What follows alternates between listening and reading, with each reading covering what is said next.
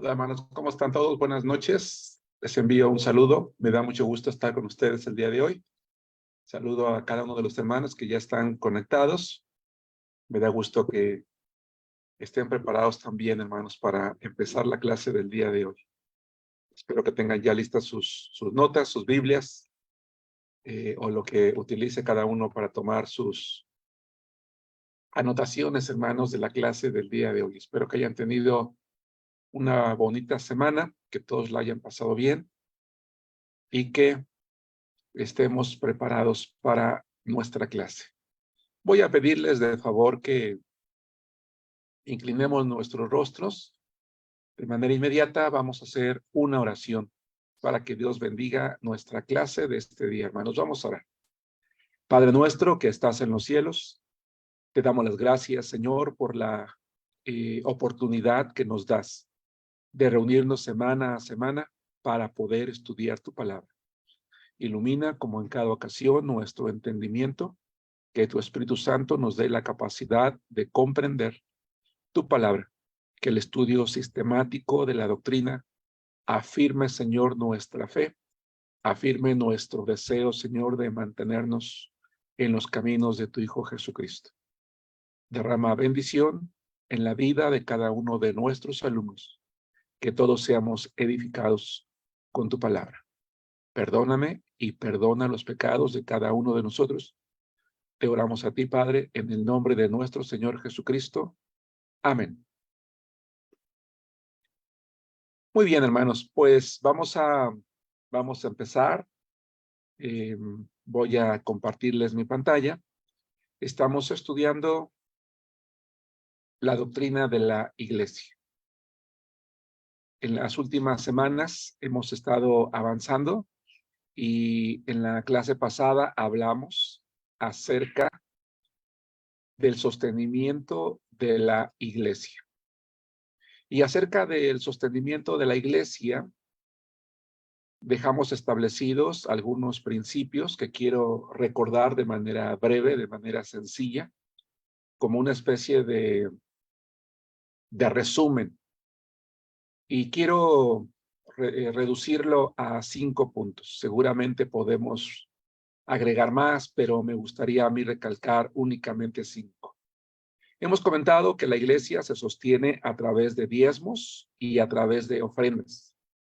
En primer lugar, al hablar de diezmos, con el propósito de dejar una enseñanza clara, profunda, sobre todo por la cantidad de críticas y de un elevado número de opositores que hay en todo tipo de denominaciones respecto a esta práctica cristiana, es que dejamos establecidas 5 cosas. Primero que nada, que el diezmo nació de la gratitud del corazón de un hombre llamado Abraham. Eso es algo muy importante. Y si bien es cierto, para encontrar a Abraham tenemos que recurrir al Antiguo Testamento, en estricto sentido no podemos decir que el diezmo nació en el Antiguo Testamento, porque habitualmente cuando hablamos de esta referencia traemos a la memoria la ley. En realidad, Abraham es un hombre que está mucho antes de la ley, mucho antes de que hubiera leyes, que hubiera mandamientos. Es más, de que hubiera una nación llamada Israel, él ejerció por voluntad propia y por gratitud.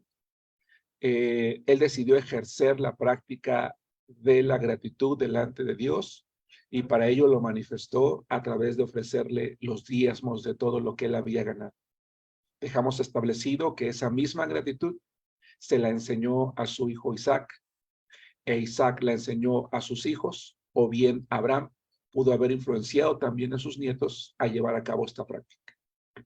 La segunda cosa que dejamos establecido en el tema anterior es que él honró de tal manera con su vida, con su testimonio, con su ejemplo a Jehová el Señor, que él, cuando siglos después había formado ya a la nación de Israel, les dio leyes y les dio mandamientos, una vez que los hubo liberado de la esclavitud en Egipto. Y entre las 613 mandamientos, entre todas las leyes que les estableció, hubo una, y es la ordenanza o la orden de diezmar. Diezmar se convirtió en una ley, Como dice la Biblia, era indefectible, era algo que no se podía evitar, que no se podía obviar.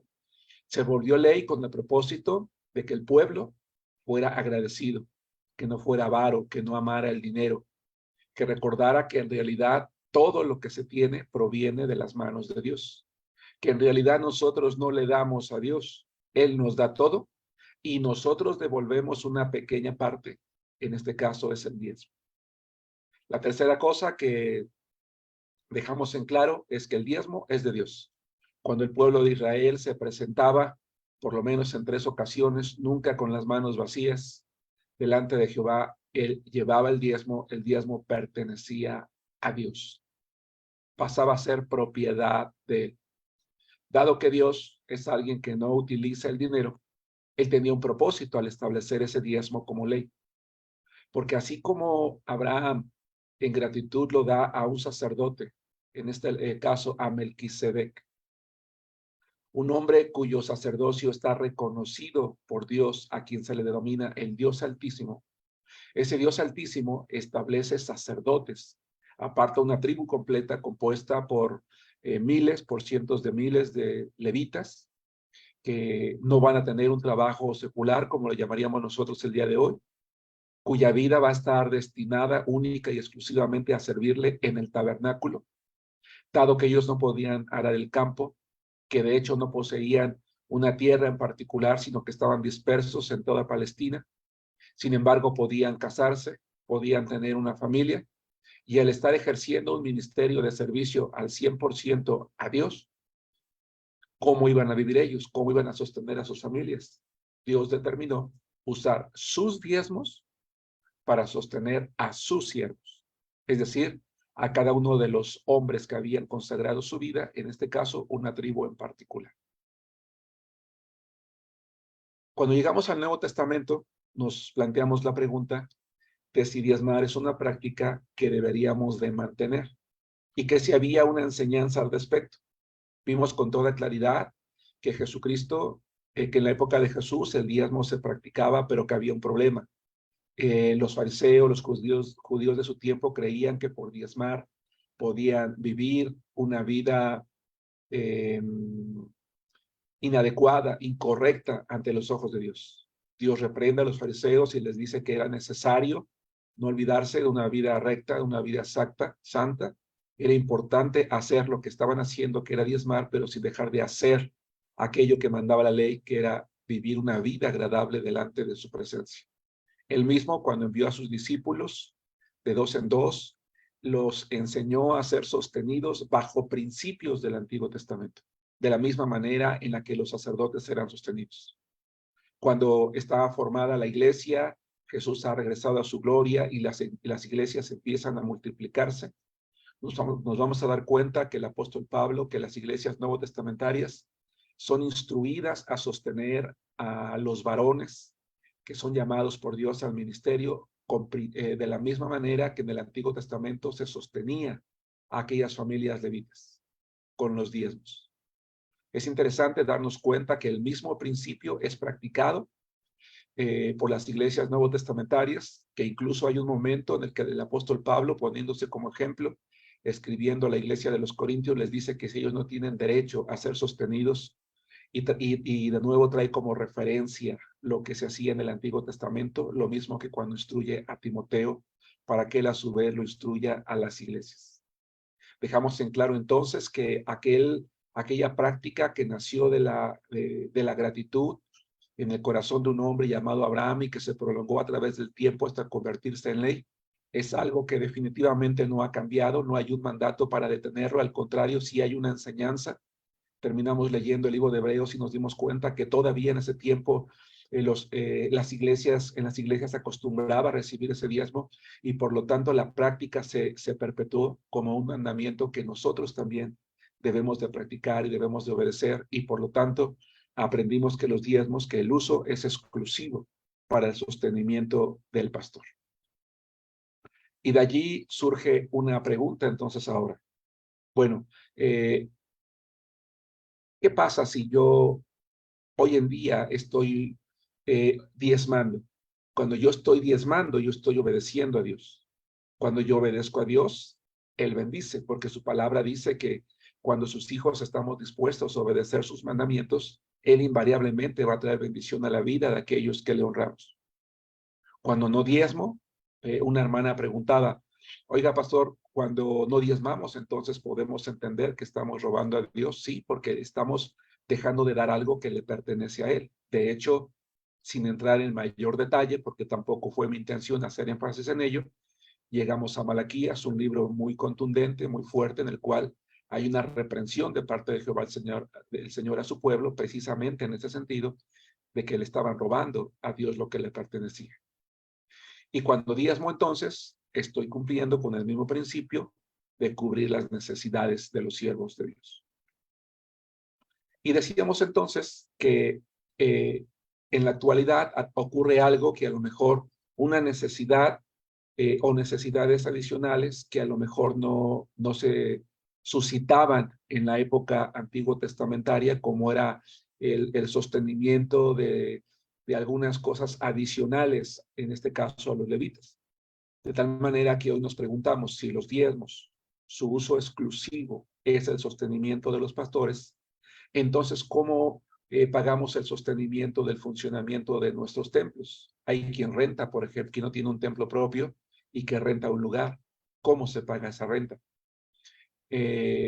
Así como en el Antiguo Testamento se enseñó al pueblo de Israel a ayudar a los necesitados a través de el año sabático, que era el séptimo día, en el cual se perdonaban las deudas, en el cual no se sembraba y tampoco se cosechaba lo que se daba en la tierra, porque era para los pobres, las viudas y los huérfanos. En el año del jubileo, en el año 50, se proclamaba libertad a los esclavos, se perdonaban las deudas, y es más, cada 3 años, independientemente del diezmo que era para el templo, que se no dejaba de darse, se levantaba uno adicional para los pobres. Vamos a ver que el Nuevo Testamento también nos enseña a ayudar a los necesitados. Y la otra pregunta es, ¿cómo se apoya la obra misionera? ¿Cómo se cubren los gastos que se hacen necesarios para cumplir con la gran comisión que el Señor Jesucristo estableció a su iglesia, en este caso la obra misionera? Y la respuesta que encontramos para estas 3 preguntas es a través de las ofrendas. Comentábamos la clase anterior que estamos obligados a diezmar todas aquellas personas que tenemos un ingreso económico. Que quien no tiene un ingreso económico no está obligado a diezmar. Y en este caso podemos preguntar entonces, ¿qué puede hacer una persona en ese sentido? Bueno, si de alguna manera llega a tener algún ingreso eventual, puede dar una ofrenda, ¿verdad? Habitualmente el diezmo es para personas que tienen un ingreso cotidiano, o bien algún ingreso extraordinario también se puede diezmar de ello. Por supuesto que sí, claro que sí. Aquí al hablar de ofrendas hablamos ya de gastos comunes. Hay hermanos que, por ejemplo, Dios les ha dado un corazón muy generoso e independientemente de sus diezmos deciden también ofrendar. Está bien, no hay ningún problema. Evidentemente Dios va a bendecir. Y es que comentábamos también en la clase anterior que en este tiempo de la gracia el Señor Jesucristo estableció que era un tiempo en el que Él esperaba mucho más de sus seguidores, que si alguien estaba dispuesto a obedecer lo que la ley mandaba, lo que la ley enseñaba, entonces en una época de gracia, Él siempre mandó a que los que le siguieran estuvieran dispuestos a hacer más, a hacer mucho más que lo que alguien hacía comúnmente en la ley. De tal manera que cuando hablamos de diezmos y hablamos de hombres y de mujeres que hemos creído en Jesucristo y que vivimos en un tiempo de gracia, independientemente de que diezmamos, deberíamos de estar dispuestos a dar mucho más. Bien, pero vamos a centrarnos en ese segundo aspecto. ¿Cuál es, cómo se subsanaban los gastos adicionales desde el Antiguo Testamento que se eh, que se hacían necesarios, que se presentaban, hermanos, en el pueblo? Vamos a ir al libro de Deuteronomio y vamos a ver algunos ejemplos de necesidades adicionales que surgían y la manera en la que, en este caso, Moisés o el pueblo de Israel, cuando Moisés ya no estaba, las iba cubriendo. Y vamos a ver que primero que nada había ofrendas voluntarias. Vamos a ver, por ejemplo, un caso en Deuteronomio capítulo 12, versículo 6. El pueblo estaba acostumbrado a dar ofrendas voluntarias, muchas veces sin cubrir a la necesidad de algo. Eso es algo muy importante. No tenía que haber la necesidad de algo. El pueblo de Israel aprendió a ser un pueblo generoso. Y eso es algo que nos cuesta mucho. Hermanos, en honor a la verdad, aquí en el alumnado hay varios pastores.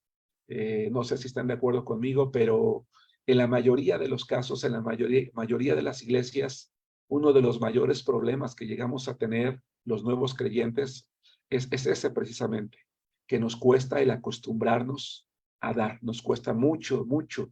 Es algo con lo que luchamos al principio y a veces a través del tiempo, y es ser generosos. En este caso, primero que nada, con nuestros diezmos. Sin embargo, el pueblo de Israel aprendió a hacerlo de manera voluntaria, insisto, muchas veces, aunque no hubiera una necesidad. Había, de hecho, muchos tipos de ofrendas.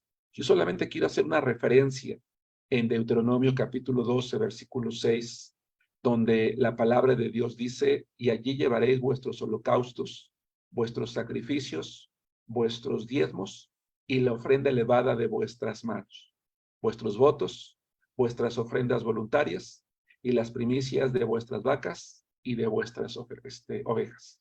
Esas ofrendas elevadas, hermanos, eran ofrendas mecidas delante de Dios, que eran ofrendas voluntarias que el pueblo de Israel simplemente llevaba con el propósito de honrar a Jehová. Ofrendas que se daban por gratitud, ofrendas por bendición o por votos, ¿verdad? En el que algún integrante del pueblo de Israel hacía algún voto en particular delante de Dios y como prueba del cumplimiento de ese voto llevaba en este caso un sacrificio o una ofrenda voluntaria, una ofrenda de paz, por ejemplo. Si ustedes han estudiado el Antiguo Testamento, recordarán que las ofrendas de paz se dividían en ofrendas de tres tipos.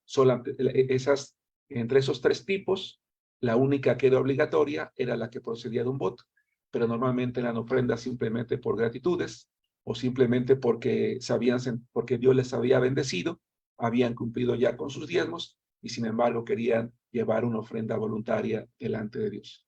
Ese es un aspecto muy importante que los cristianos hoy debemos de aprender también a ser agradecidos con Dios y a ser generosos también de manera voluntaria sin que haya la necesidad de que alguien nos comente, ¿verdad? Que algo está faltando. Siempre es mejor que haya una situación holgada para cubrir las necesidades materiales y no que haya una situación apretada en la que no se sabe de qué manera se puede cubrir lo que se va haciendo necesario.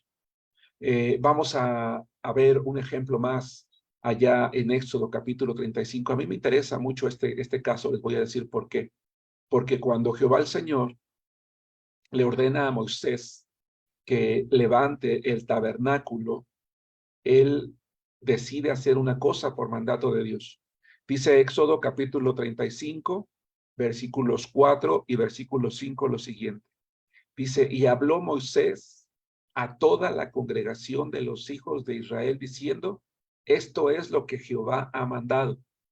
Tomad de entre vosotros ofrenda para Jehová, todo generoso de corazón la traerá a Jehová.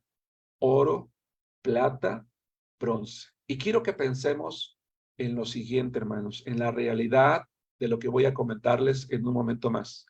El pueblo de Israel, después de 430 años, finalmente había sido libertado. Habían sido librados de la esclavitud en Egipto y uno de los beneficios que había tenido el pueblo de Israel es que de acuerdo a como el Señor lo había profetizado, no habían salido con las manos vacías, ellos habían salido con muchas riquezas. Por fin podían sentirse eh, alegres en el sentido de que eran poseedores de algo, después de no haber tenido la oportunidad de tener bienes, de, de poder poseer oro, plata, joyas, ropas de buena calidad, incluso por fin podían tener de manera abundante todo esto, porque Dios había dado ese corazón a los habitantes de Egipto para que cuando ellos salieran, no se fueran con las manos vacías. Y yo quiero imaginar que muchos de ellos ya habían hecho planes de todos esos bienes, de lo que iban a poder hacer, de lo que iban a poder llegar a hacer. cuando por fin poseyeran la tierra prometida. Pero al muy poco tiempo, Jehová el Señor, estando Moisés en el monte Sinaí, le instruye que construya el tabernáculo.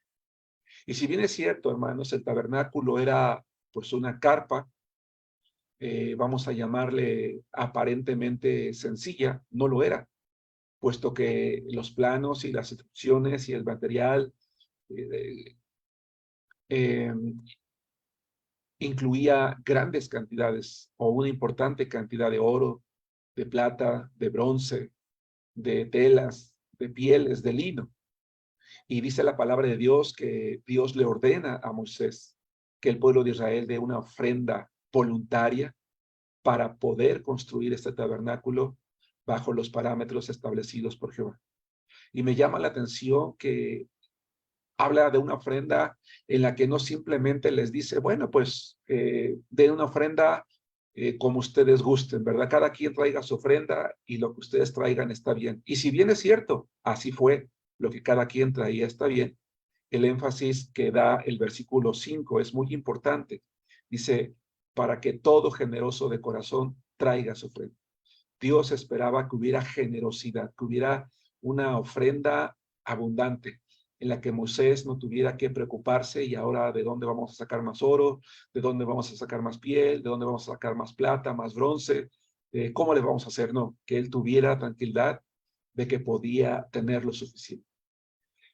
Aquellos creyentes que hemos tenido la bendición de llegar a iglesias en las que hemos tenido que participar en la compra de un terreno o en la construcción de un templo, sabemos lo difícil, lo dificultoso que se vuelve muchas veces poder construir, poder comprar, porque muchas veces falta eso, falta la generosidad de hermanos, de hermanas para poder levantar un templo, una casa para Dios.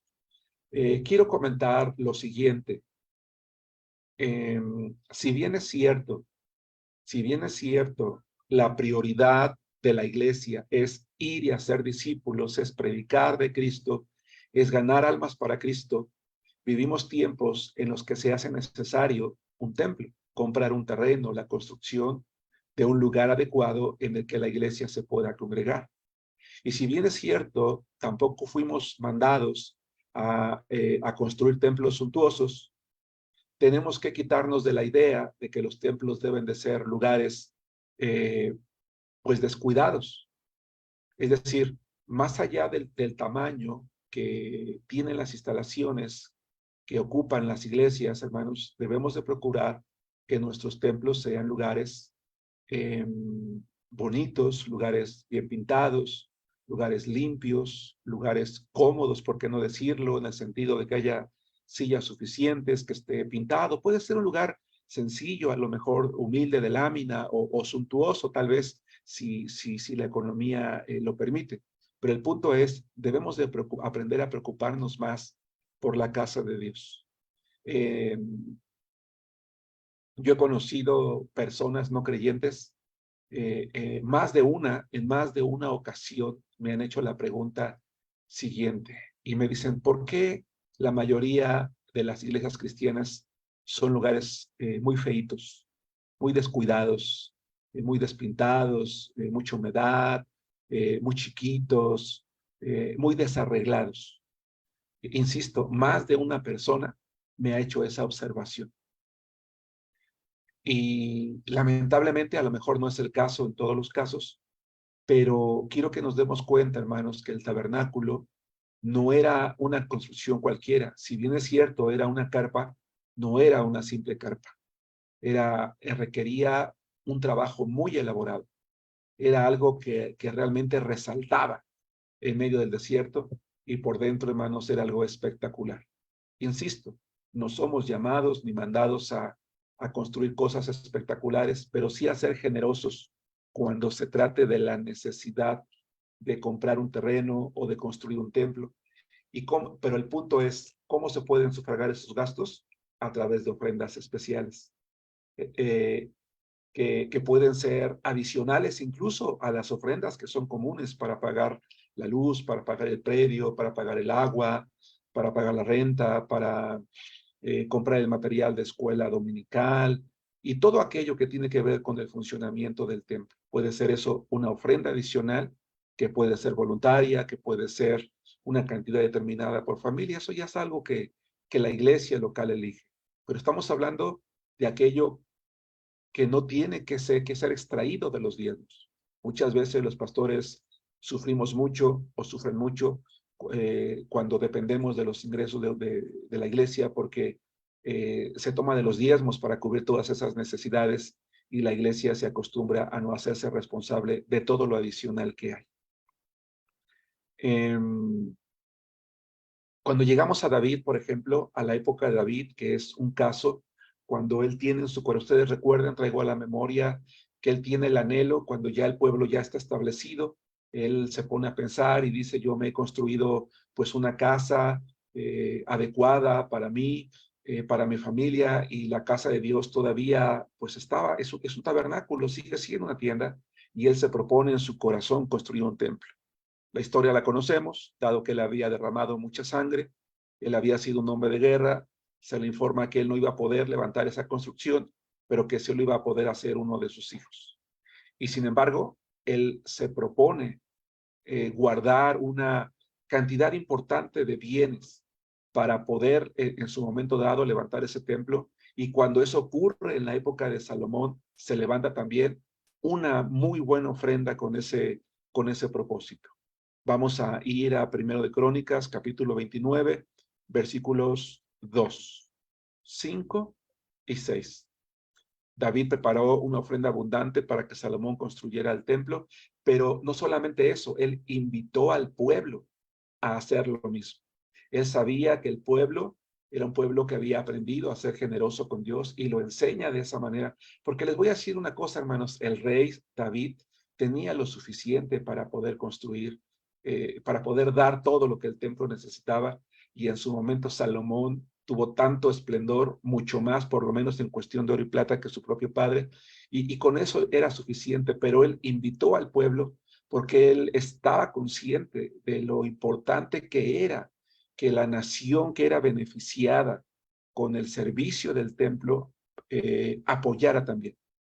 Es así que nosotros, y particularmente los varones que estamos al frente, los pastores, debemos de procurar no tener temor en motivar a las congregaciones, hermanos, a hacer esfuerzos importantes cuando se trata, insisto, de necesidades como estas. Dice Primero de Crónicas, capítulo 29, versículo 2, yo con todas mis fuerzas he preparado para la casa de mi Dios oro para las cosas de oro, plata para las cosas de plata, bronce para las de bronce, hierro para las de hierro y madera para las de madera, y piedras de ónice, piedras preciosas, piedras negras, piedras de diversos colores, y toda clase de piedras preciosas y piedra de mármol en abundancia. Dice el versículo 5 y 6. Oro pues para las cosas de oro y plata para las cosas de plata y para toda la obra de las manos de los artífices. ¿Y quién quiere hacer hoy ofrenda voluntaria a Jehová? Entonces los jefes de familia y los príncipes de las tribus de Israel, jefes de millares y de centenas, con los administradores de la hacienda del rey, ofrecieron voluntariamente.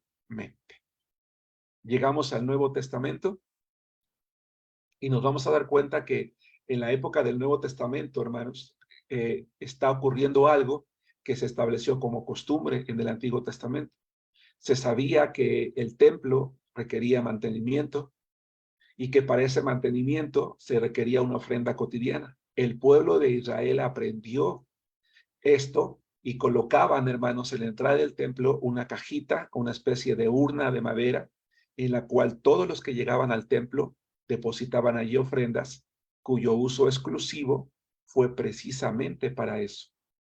Desde la época de los reyes es algo que se estableció. Vamos a ver Lucas capítulo 21, versículo 2, y vamos a ver después el segundo libro de Reyes, capítulo 12, versículo 9. Vamos a leer el primero, hermanos, en este caso, Lucas. Dice, vio también a una viuda muy pobre que echaba allí 2 blancas, y dijo, en verdad os digo que esta viuda pobre echó más que todos. Si ustedes investigan un poquito, No voy a hablar de la ofrenda ni de la viuda, no, simplemente de lo que implicó todo esto. Simplemente quiero recalcar la ofrenda que es colocada en esa cajita. Esa cajita que había en la época de Jesús contenía las ofrendas que se utilizaban precisamente para el mantenimiento del templo. Algo que se estableció desde la época de los reyes en el Antiguo Testamento, en el segundo libro de Reyes, capítulo 12, versículo 9. Dice, mas el sumo sacerdote Joiada, en ese caso por orden del rey, tomó un arca e hizo en la tapa un agujero y la puso junto al altar, a la mano derecha. Así que se entra en el templo de Jehová. Y los sacerdotes que guardaban la puerta ponían allí todo el dinero que se traía a la casa de Jehová. Y en este caso, si ustedes leen el contexto, era para el mantenimiento. Por eso es que nosotros hoy en día también, insisto, en la manera en la que suplimos las necesidades del templo en el cual se congregan nuestras iglesias. En el Nuevo Testamento, el apóstol Pablo nos enseña también, hermanos, a ayudar a los pobres, y en este caso, con ofrendas especiales también. Vamos a ir a Romanos capítulo 15, versículo 26. Seguramente ustedes conocen la ocasión, la historia. Los hermanos, la iglesia de Jerusalén, en Jerusalén había pasado un tiempo, desconocemos con precisión cuál era la razón, pero había mucha pobreza. Estaban pasando por muchas necesidades económicas los hermanos de la iglesia en Jerusalén. Pablo, estando en sus viajes misioneros, se entera que hay una gran necesidad entre los creyentes de Jerusalén e invita a las iglesias que él ha establecido y las cuales está visitando a levantar ofrendas especiales para los pobres en Jerusalén. Dice así Romanos capítulo 15, versículo 26. Porque Macedonia y Acaya tuvieron a bien hacer una ofrenda para los pobres que hay entre los santos que están en Jerusalén. Y aquí podríamos expandirnos, explayarnos, como decimos, mucho tiempo, porque muchas veces estamos acostumbrados nada más a suplir las necesidades locales y no está mal, está bien, porque de repente hay algún hermano que quizás se quedó sin trabajo, o a lo mejor tiene un trabajo, pero está pasando por una crisis porque a lo mejor hubo algún incidente o algún accidente, algún enfermo, algo extraordinario que no le ha permitido cubrir con las necesidades de su casa, de sus hijos, de su familia. Y entonces recurre a la iglesia, levanta la mano en algún culto entre semana o el domingo y dice, hermanos, oren por mí, estoy pasando por necesidades, no sé qué hacer, y expone su causa. Y entonces la iglesia debe de estar dispuesta a actuar con generosidad, ya sea de manera individual, acercarse con este hermano, con esta familia y suplir para sus necesidades, o bien, ¿verdad?, que la iglesia en general sea convocada, se levante una ofrenda general y que se junte y que se le dé al hermano para sus necesidades.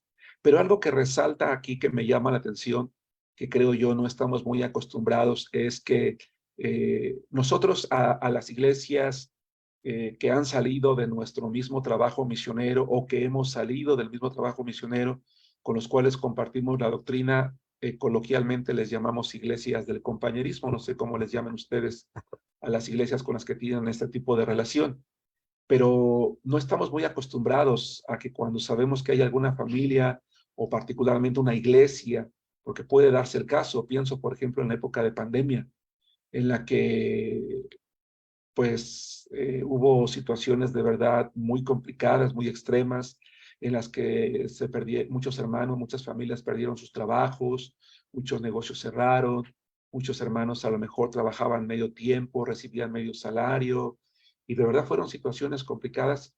Pues esas ocasiones son buenos momentos para que pues comunicarnos también entre pastores las necesidades y por qué no, ¿verdad?, ayudarlo.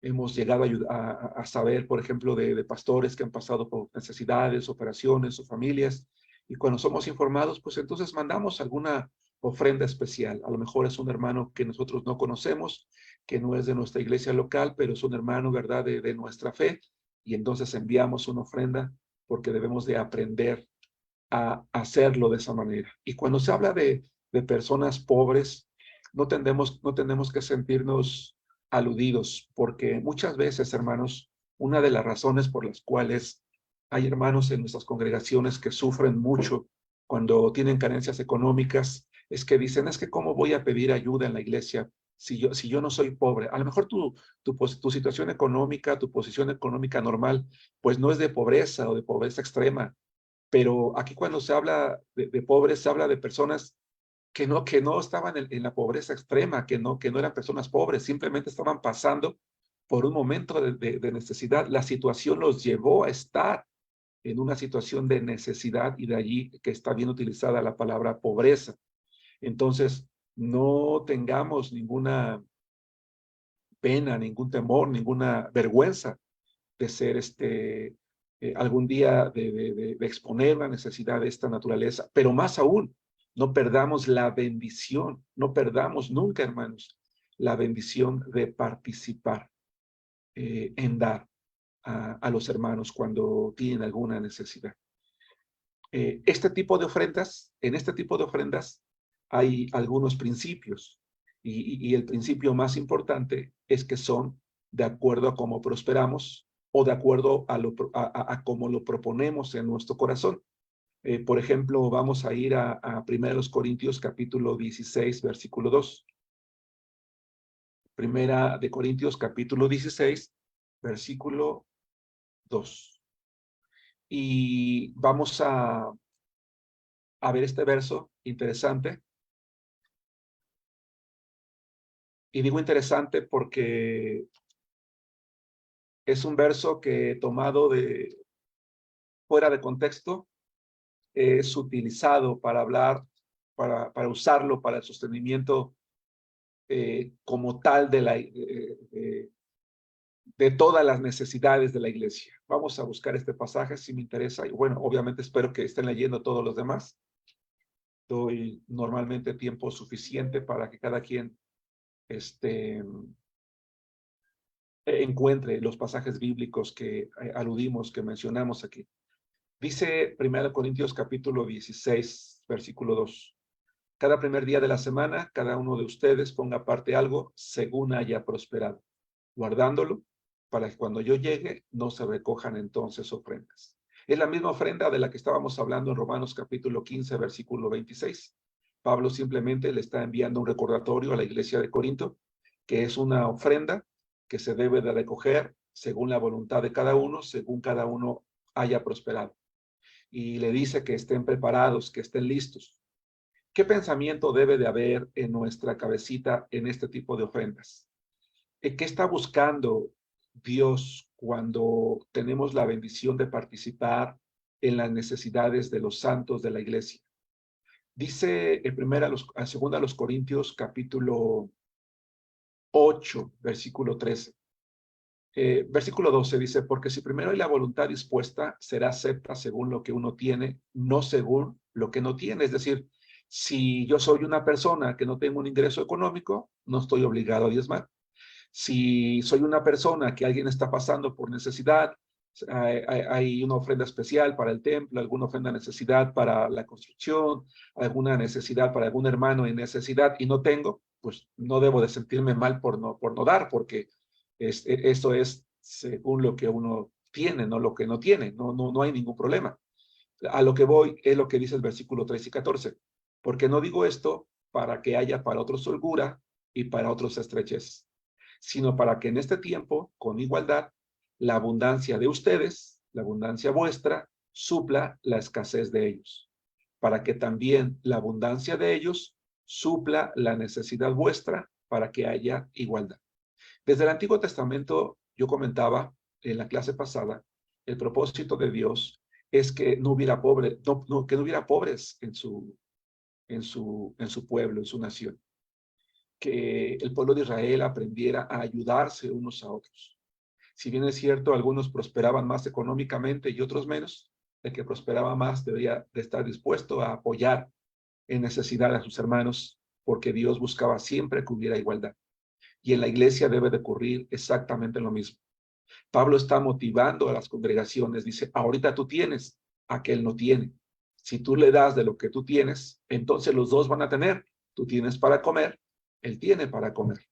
Va a llegar un momento en el que a lo mejor tú tengas necesidad y cuando ellos tengan, van a cooperar contigo, de tal manera que la abundancia de cada uno en algún momento va a suplir la necesidad del otro. Pero también hay una cosa más en 2 Corintios capítulo 9, versículo 16, es decir, el siguiente capítulo en el de que hace un momento estábamos. Y esto es algo importante también, hermanos. Vamos a considerar lo que está diciendo el apóstol Pablo aquí. Dice, pero esto digo, el que siembra escasamente, también segará escasamente. Y el que siembra generosamente, generosamente también segará. Cada uno dé como propuso en su corazón, no con tristeza ni por necesidad, porque Dios ama al dador alegre. Hermanos, esta, esta, este verso o estos versos en el que se está motivando a dar como se propone en el corazón y a dar abundantemente, no se refiere a las ofrendas de la iglesia, se refiere a las ofrendas para los pobres. Eso es algo muy interesante. Yo comentaba hace rato que equivocadamente muchas veces cuando los varones en las iglesias pasan a recoger los diezmos, dicen, Señor, que cada uno dé como propuso en su corazón. No, los diezmos no se dan como se propone en el corazón, se da lo que es, lo que Dios ha determinado, el diezmo. O cuando las ofrendas, bueno, podemos decir como que cada uno dé como propuso en su corazón. Bueno, está bien, porque son las ofrendas comunes. Ya cumplimos con nuestros diezmos, hay alguna necesidad, tal vez allí podemos aplicarlo.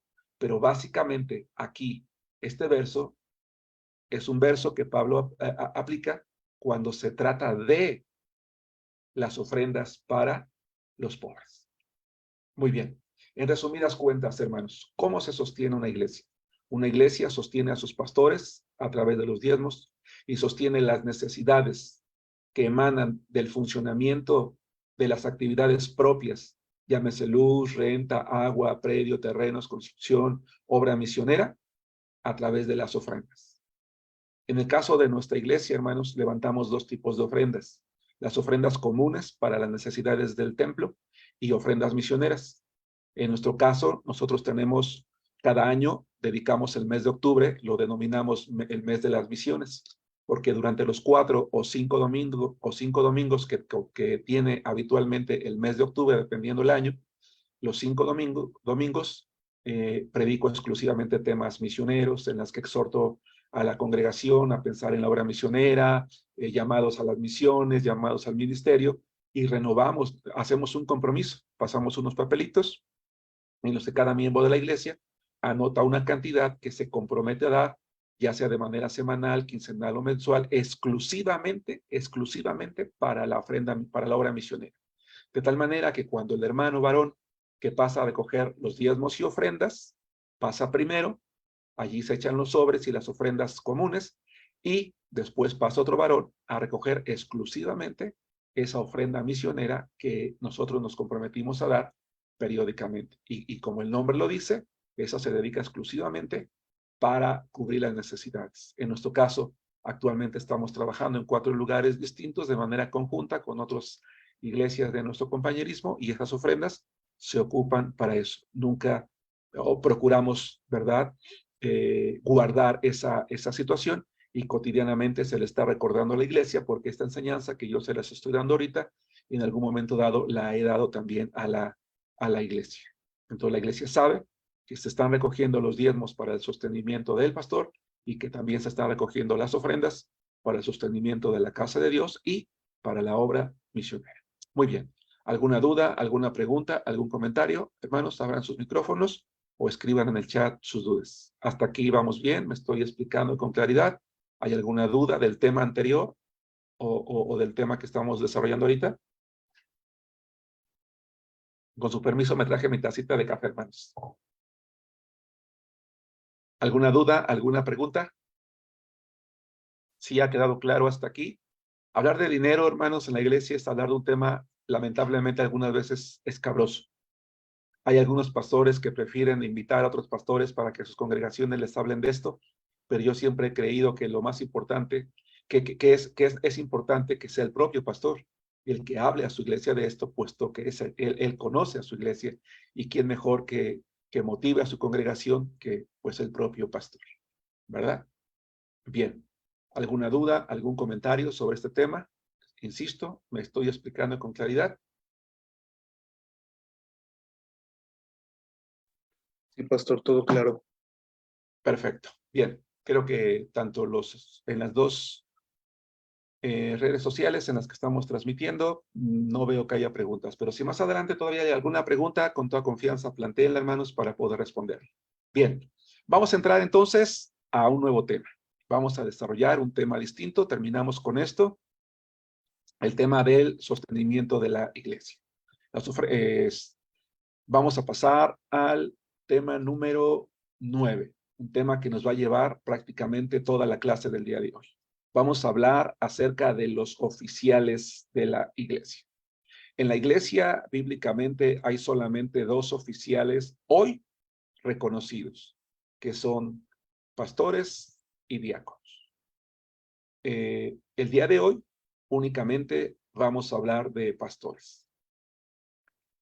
En la Biblia se utilizan tres términos para designar a una sola persona. La primera palabra es la palabra obispo. Es el sustantivo masculino que transliterado al español se escribe episcopos, que se puede traducir como supervisor. Más tarde voy a abundar más en cada concepto. El segundo término que utiliza el Nuevo Testamento es la palabra pastor, que es también un sustantivo masculino griego, poimen, que significa, entre otras muchas cosas, alimentador o guía. Y la tercera palabra es un adjetivo griego, presbúteros, que significa hombre maduro con juicio experimentado. Estos tres términos son utilizados en el Nuevo Testamento para designar a una sola persona. Insisto, bíblicamente, solamente encontramos a dos oficiales en la iglesia nuevo testamentaria, que son pastores y diáconos. ¿Qué es un pastor? ¿O quiénes son los pastores? Los pastores, primero que nada, son varones. Eso es algo muy importante. Los pastores son varones, pero no cualquier varón. La palabra de Dios enseña que los pastores son varones llamados por Dios, con un propósito. Son llamados por Dios para cuidar su iglesia. Y aquí hay algo muy importante. El pastorado no es un cargo heredable. Y eso es algo muy importante, porque hay iglesias en las que se muere el pastor y se queda su hijo. Como que de manera natural, el que le sucede en el cargo es el hijo y se convierte en un cargo en el que nunca, que uno sabe, ¿verdad? Que por tradición va a pertenecer a una familia. Y esto no es así. Por eso quiero insistir, el pastor es un varón llamado por Dios para el cuidado de su iglesia. No es un cargo heredable. Cuando un pastor renuncia o la iglesia le pide su renuncia o muere, cualquier otro varón que reúna las características bíblicas, particularmente ahorita, que es llamado por Dios y cuyo llamado es afirmado también a través de la voluntad de la iglesia de recibirlo como su pastor, es el que va a tomar la responsabilidad de guiar a la iglesia. Entonces, ¿es bíblico heredarlo a los hijos? No, no es bíblico, es incorrecto. Una segunda cosa más es que no es bíblico llamar a las esposas de los pastores pastoras. Eso es incorrecto, no es bíblico. Es incorrecto llamarlos pastores a los dos. El pastorado es un llamado del varón, no de su esposa. No es correcto, no es bíblico llamar pastora a la esposa del pastor por el simple hecho de ser su esposa. Bien. Hablemos del primer término. el término obispo. Seguramente el apóstol Pablo utilizó la palabra episcopos porque el mundo romano es un mundo que había sido helenizado, y al haber sido helenizado, pues el idioma que predominaba era el idioma griego. Y entre los griegos, la palabra episcopos designaba a un superintendente, a un supervisor, a un gobernante incluso, o a toda aquella persona que ejerciera una función de supervisión. De tal manera que Pablo toma prestado ese término secular. Recuerden que ya en otros momentos yo les he comentado que muchos términos que nosotros usamos hoy, como el término iglesia, son utilizados del mundo secular, pero con un propósito distinto, con un propósito espiritual. Pablo, cuando va a referirse a aquellos hombres, a aquellos varones llamados por Dios para cuidar la iglesia de Dios, decide utilizar el término episcopos, que se traduce correctamente como obispo. Un obispo o un pastor, dije hace rato, es un hombre llamado por Dios. Un episcopos es un hombre llamado por Dios literalmente para vigilar a la iglesia, para supervisar el trabajo, para proporcionar el cuidado espiritual, la enseñanza, la protección que emana de la enseñanza bíblica. Hay muchos pasajes de la Biblia donde el apóstol Pablo utiliza el término obispo. Voy a pedirles a algunos hermanos que abran sus micrófonos para leer algunos ejemplos. Hermana Angélica, ¿puedes leer, por favor, Hechos capítulo 20, versículo 28? Hermana Karen, ¿puedes leer Filipenses capítulo 1, versículo 1? Y hermano Eloy, ¿puedes leer, por favor, primera a Timoteo capítulo 3, versículo 1? Y hermana Mireya, ¿puedes leer Tito capítulo 1, versículo 7? Vamos a ver, repito, Hechos 20, 28, Filipenses 1, 1, primera Timoteo 3, 1 y Tito capítulo 1, versículo 7. Vamos a ver no solamente el uso de la palabra obispo, sino que vamos a ver también el propósito, pero también vamos a ver, además del uso de la palabra, además del propósito, vamos a ver que lo común en las iglesias nuevo testamentarias, en las iglesias de la época bíblica, solía haber más de un pastor, más de un obispo. Déjenme regresar un poquito mientras los hermanos abren sus Biblias. En un mundo latino como el nuestro, influenciado por 1 Timoteo 3:1, lo influenciado por el catolicismo, estamos acostumbrados que la palabra obispo designa a un sacerdote ya de alto rango, que tiene pues una posición mucho mayor que cualquier presbítero, que cualquier sacerdote. En la Biblia nunca, nunca, nunca vamos a encontrar que había jerarquías en la congregación entre sus pastores. Lo que sí vamos a encontrar es que las iglesias comúnmente solían tener más de un pastor. Hermanos, lamentablemente, insisto, hablar del dinero en la iglesia es hablar es hablar de algo problemático, es hablar de algo que cuesta mucho. Yo no sé en qué momento de la historia las iglesias perdieron o perdimos la perspectiva de la necesidad que hay de que haya más de un pastor. Hermanos, yo no voy a pecar diciéndoles que sé por qué Jesucristo escogió 12 apóstoles. La primera respuesta común sería, como algunos dicen, pues porque tuvo 12 tribus Israel, o qué sé yo. No voy a discutir eso en ese momento porque no es el propósito de la clase. Pero lo que sí puedo decirles, hermanos, es que hoy está comprobado por sociólogos, por psicólogos, que una persona, una sola persona, no tiene la capacidad de liderar a un grupo mayor de 12 personas. Una persona muy capaz puede liderar quizás unos 15, pero en promedio 10, máximo 12 personas. Pero vemos pastores que tenemos iglesias de más de 100, Hay pastores que tienen iglesias de 500 o mucho más. ¿En qué momento se puede ejercer el pastorado con tantas personas? No se puede.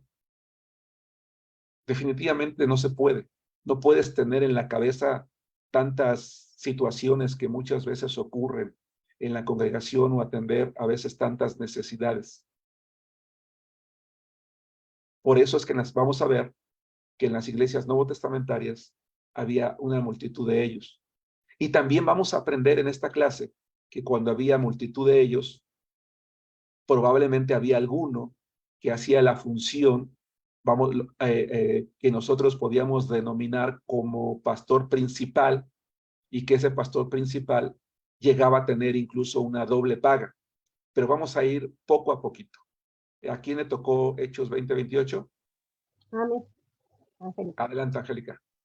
Sí, dice, por tanto, mirad por vosotros y por todo el rebaño en que el Espíritu Santo os ha puesto por obispos, para apacentar la iglesia del Señor, la cual él ganó por su propia sangre. Gracias, hermana. ¿Por qué el pastorado no es una posición heredable? Porque es una posición que es una responsabilidad que viene por el llamado de Dios por medio de su Espíritu Santo. Él es el que llama, Él es el que coloca a los pastores. Cuando un pastor designa a su hijo como el próximo pastor, está tomando el lugar del Espíritu Santo. Y un hombre no puede llamar a otro hombre. Nosotros como pastores tenemos la responsabilidad de formar varones, de formar líderes, de instruirlos, de motivarles en la medida en la que vemos una vida comprometida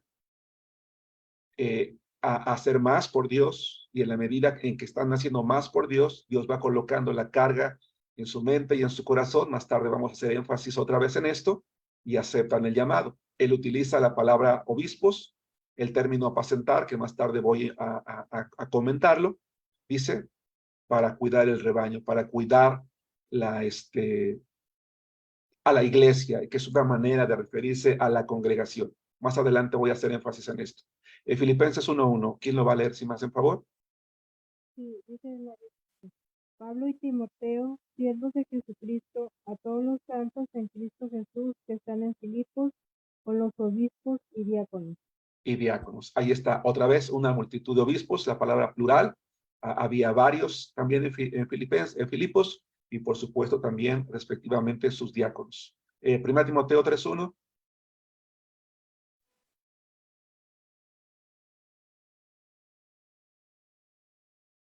Adelante, por favor.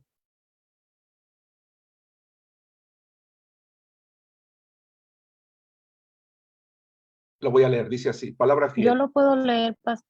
Adelante si quieres, Mía. Hola, hola, Ok, ¿sí me buenas escuchan? noches. Dice la palabra de Dios, palabra fiel, si alguno anhela obispado, buena obra desea. Otra vez utiliza el apóstol Pablo la palabra obispo. En este caso, obispado, dice, buena obra desea. Más tarde voy a hablar de ese anhelar, de ese desear. De momento solamente estoy haciendo énfasis, estamos viendo el uso de la palabra episcopos. Y ahorita voy a hacer énfasis en algo más que no he comentado. Tito 1:7, por favor. Mireya. Sí, Tito 1:7, hermanito. Porque es necesario que el obispo sea irreprensible como administrador de Dios, no soberbio, no iracundo, no dado al vino, no pendenciero, no codicioso de ganancias deshonestas. Gracias. De momento, en todos los casos hablamos de obispos. Dijimos que un obispo es simplemente un pastor, y que simplemente es un término que más bien designa las funciones que lleva a cabo. Hermanos, cada término, sea obispo, sea pastor o anciano, simplemente está designando la labor que lleva a cabo.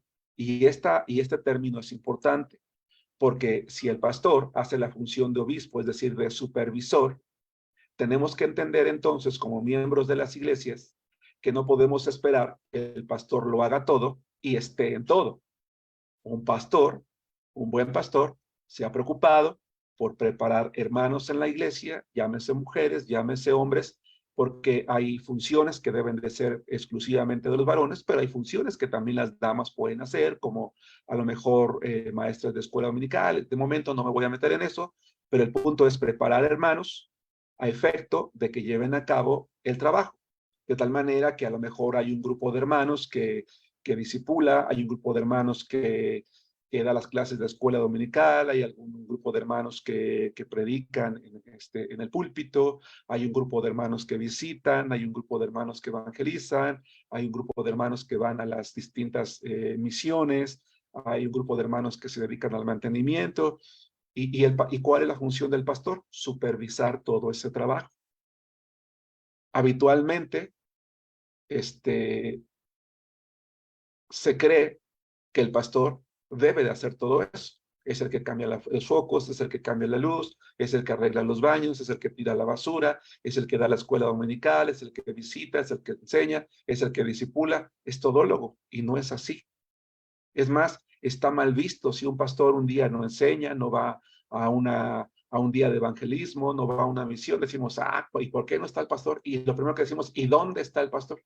Porque estamos habituados, mal enseñados, a que el pastor tiene que hacerlo todo y estar en todo. No, un pastor, cuando ya tiene, a lo mejor al principio, cuando la iglesia es chiquita o cuando va empezando, pues sí, no queda de otra, ¿no? Por ejemplo, nosotros estamos ahorita estableciendo una iglesia y por ejemplo, este domingo me tocó estar en la computadora, un domingo me toca estar dirigiendo, a lo mejor otro predicar, otro estar afuera compartiendo de Cristo, repartiendo folletos, y al otro hermano le toca predicar y al mismo tiempo recoge la ofrenda y al mismo tiempo, pues porque no hay de otra, porque no hay más gente.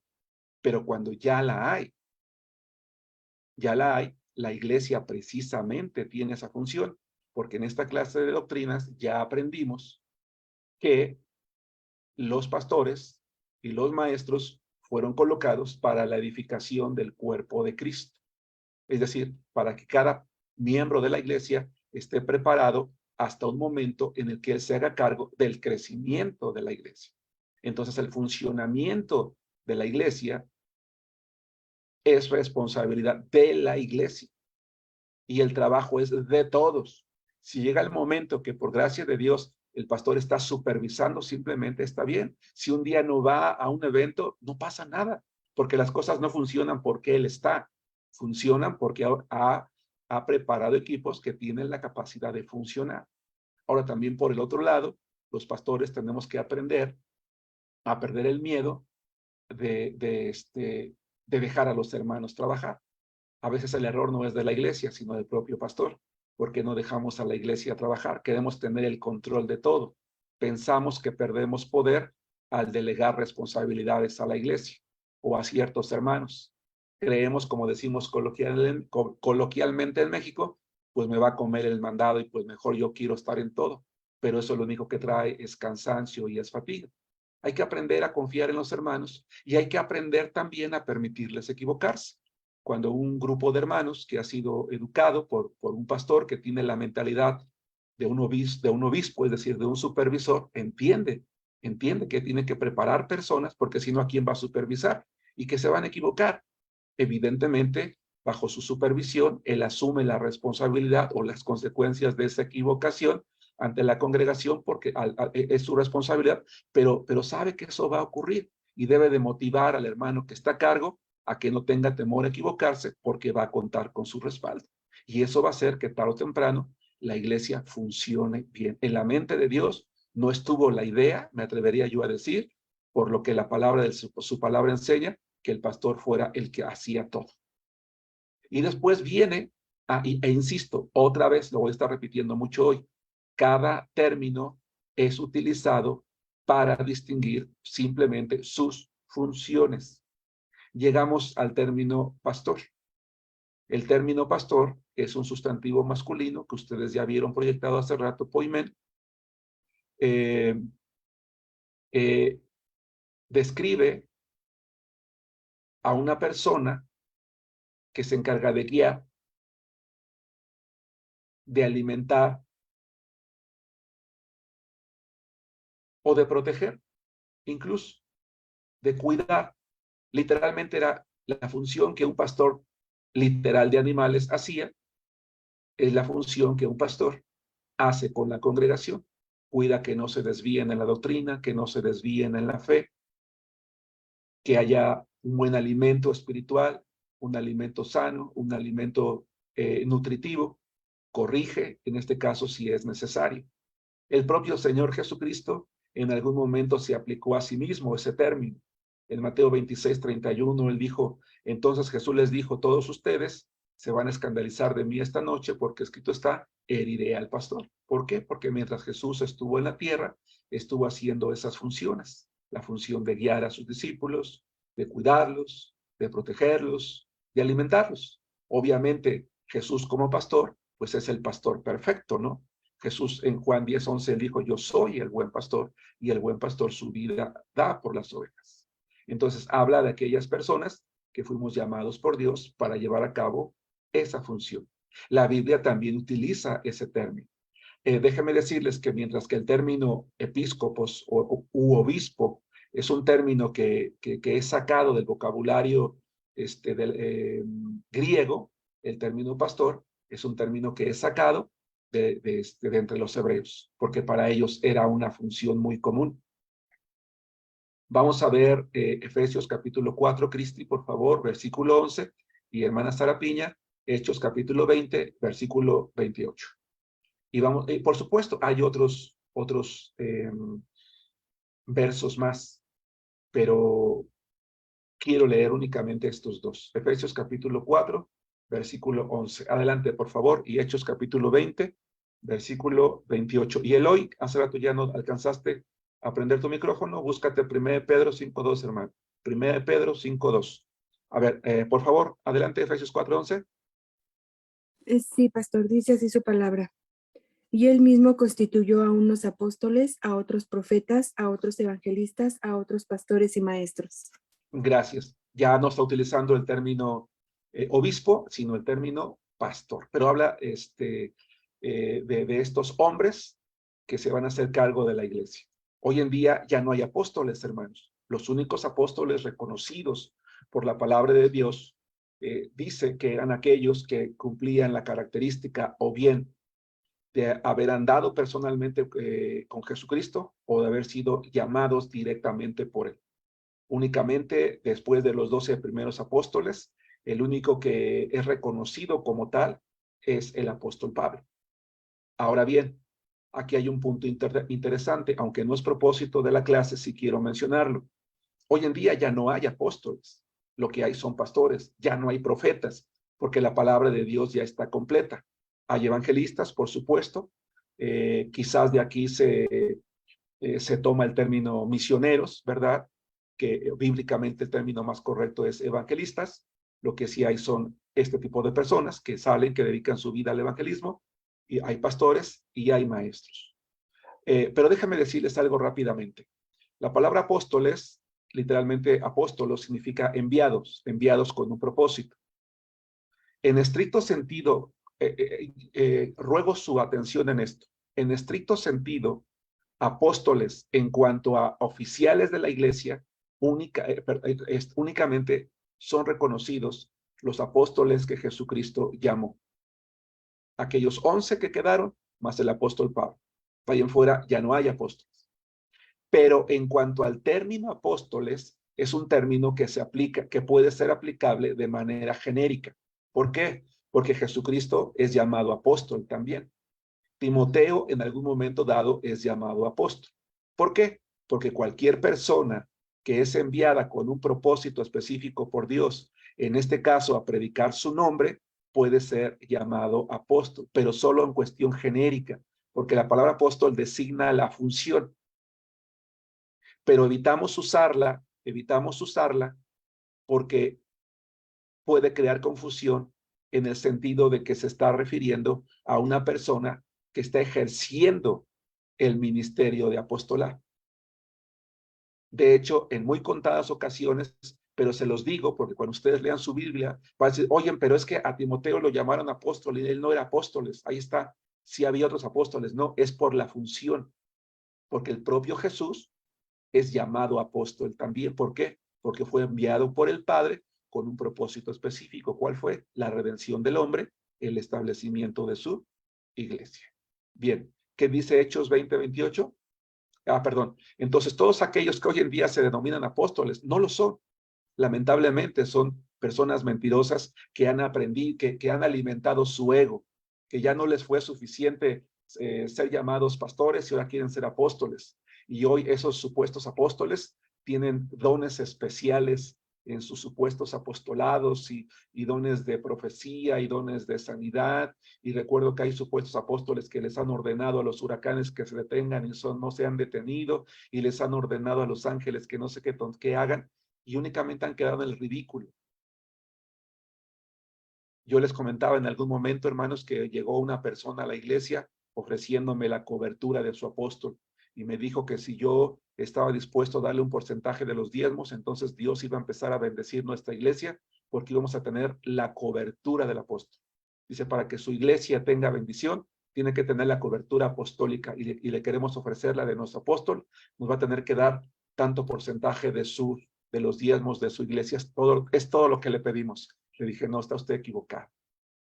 Nosotros tenemos la cobertura del Espíritu Santo. No necesitamos la cobertura de un hombre que no tiene la capacidad de hacer nada. Pero eso es triste. Hoy en día, insisto, es más que nada un título que se adjudican hombres a sí mismos porque creen que de esa manera son más grandes, más importantes, supuestamente más poderosos, pero lo que están haciendo es ser personas arrogantes, ¿verdad? Y dejar en mal el nombre de Dios con sus supuestos ministerios. Regresamos. ¿Quién va a leer, por favor, Hechos 20:28? ¿Sara? Amén, amén, hermano.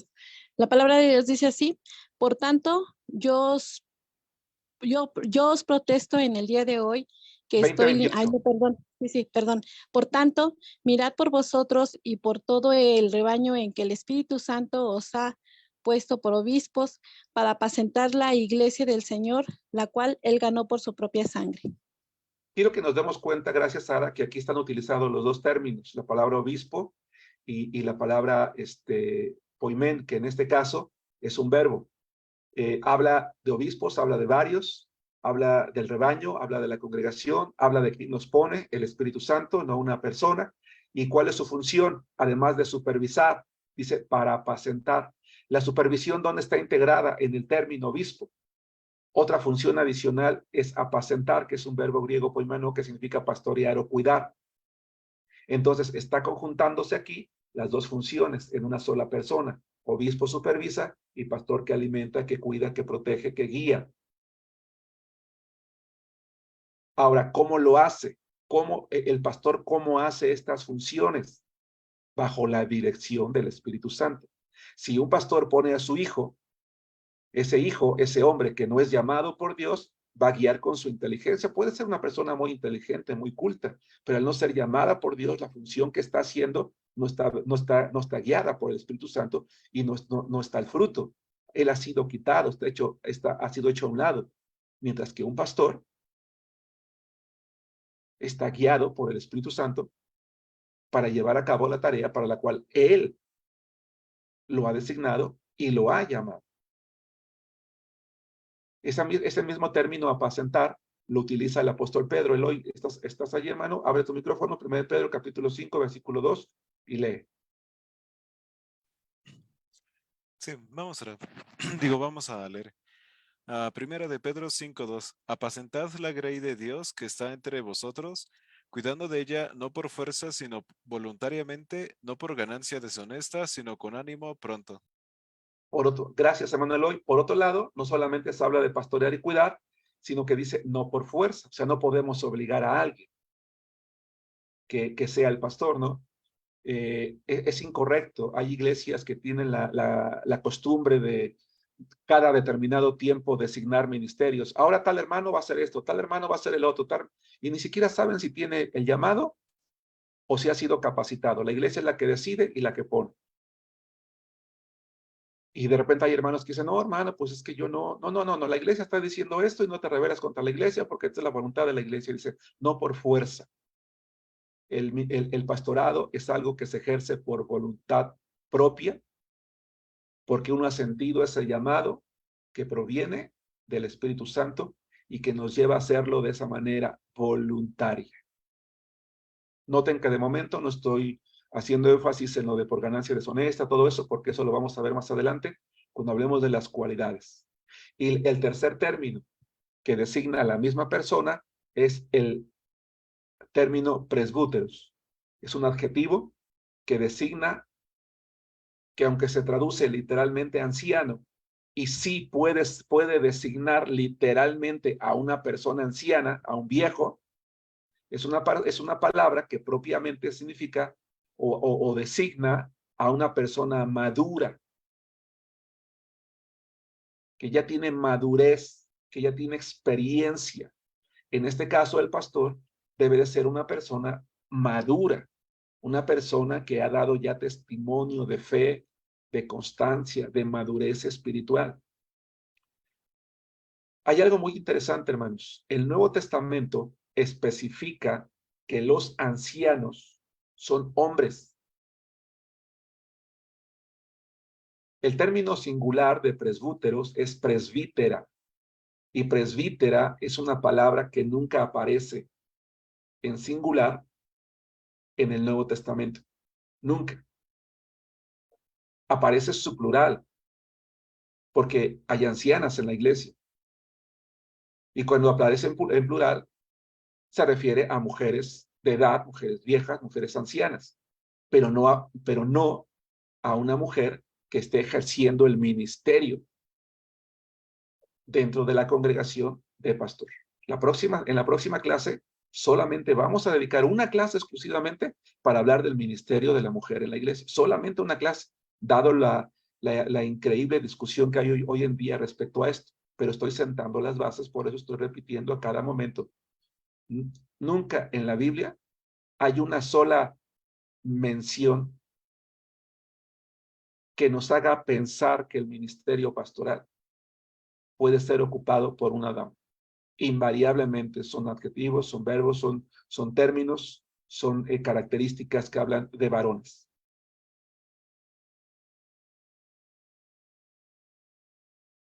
Por ejemplo, en 1 Timoteo capítulo 5, versículo 2, dice que hay que exhortar a las ancianas como amables. Ahí sí se utiliza el plural, pero nunca el singular, como dije hace ratito, y literalmente habla de las mujeres de edad.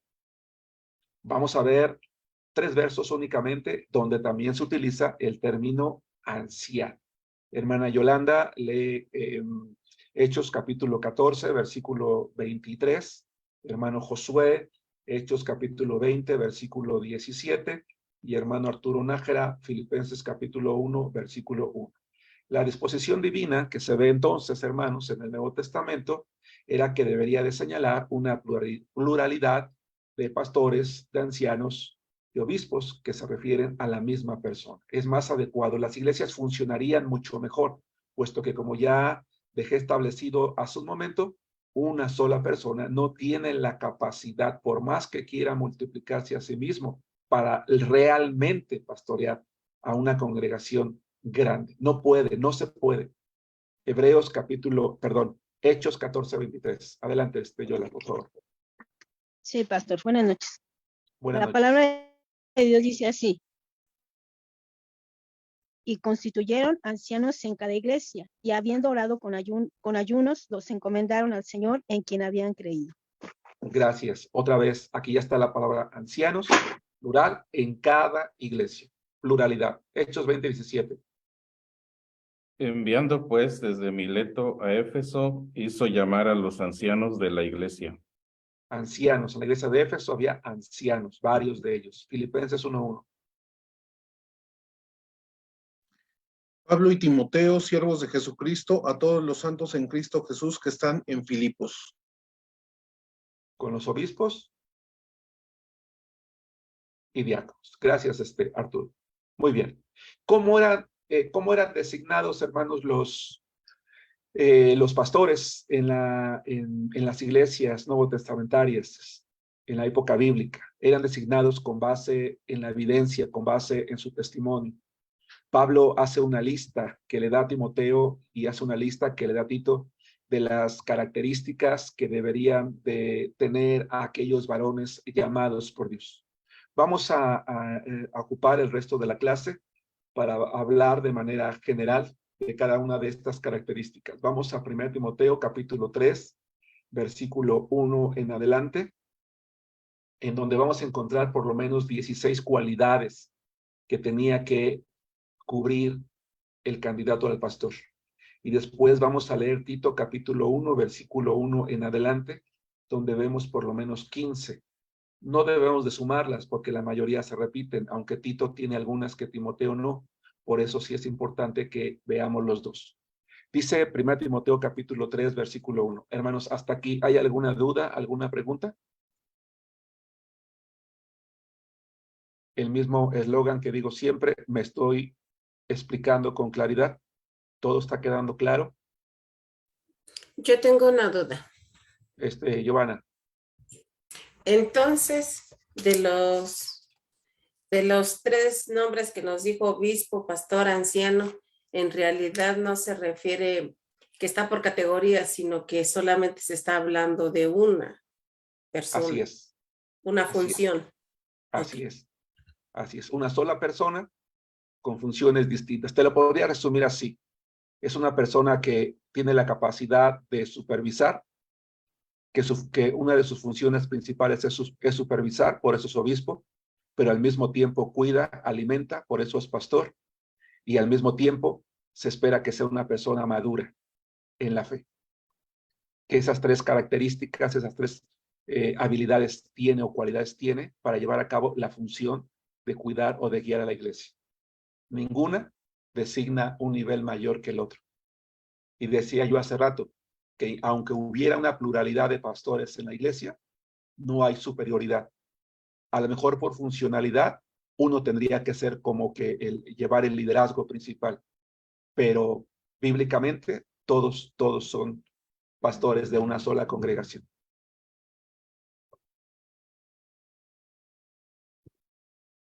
¿Alguna otra pregunta? ¿No? Bien.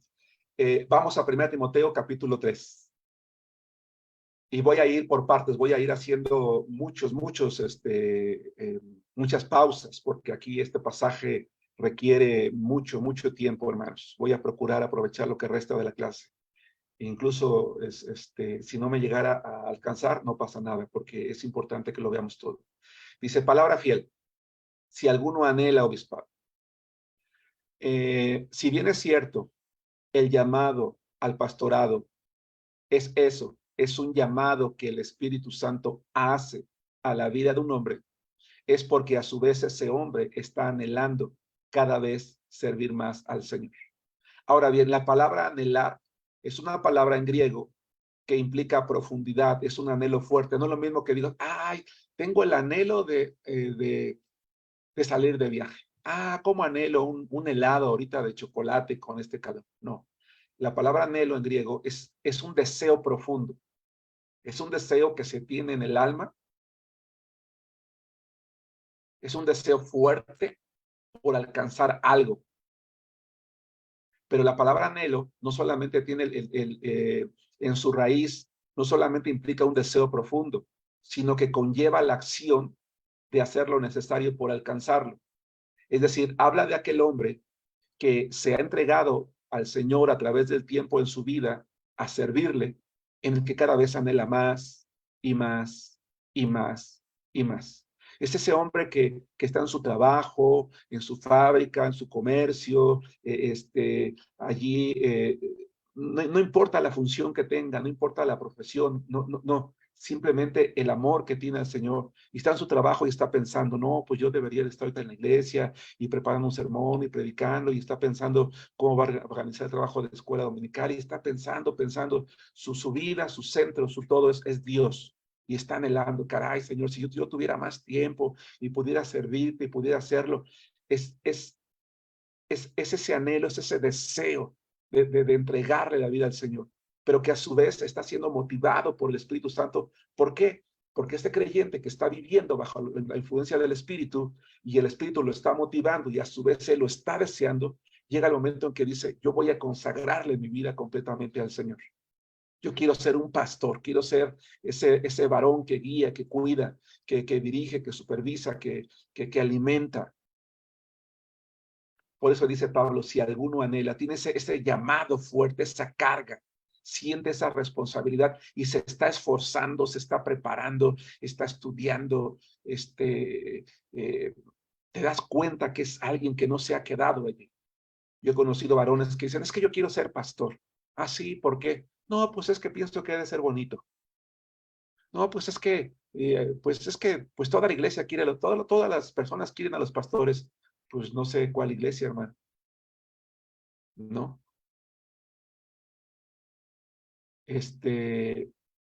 No, pues es que, pues como ya no pude estudiar, pues ahora voy a ser pastor. Pues como no me acostumbro a ningún trabajo, pues mejor voy a ser pastor. Como pues no sé qué hacer con mi vida, pues voy a ser pastor. No, no, no, no. O sea, el pastor no es algo que tú haces porque no tienes algo que hacer. El pastor es un trabajo que conlleva gran responsabilidad.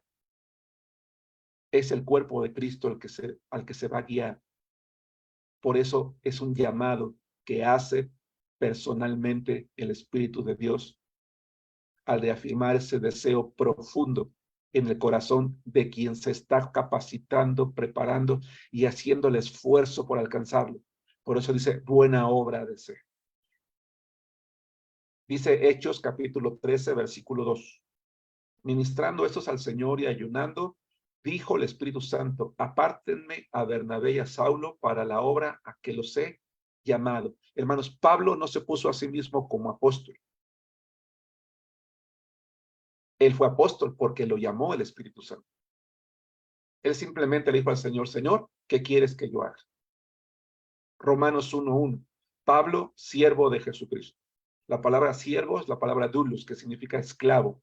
Él se entregó de tal manera a Cristo que se convirtió en su servidor pleno, total. Un esclavo no tenía la capacidad de decidir, solo de obedecer. Y dice Pablo, yo me entrego a ti, Señor, de tal manera que tómame como un esclavo tuyo. Yo te obedezco. ¿Qué quieres? Y entonces dice, llamado a ser. Ese llamado a ser en griego da la idea de algo que tú no puedes evadir, que no puedes evitar, que está allí. Dice, llamado a ser apóstol, apartado para el evangelio de Dios. Con ese propósito lo llamó el Señor para dedicar su vida.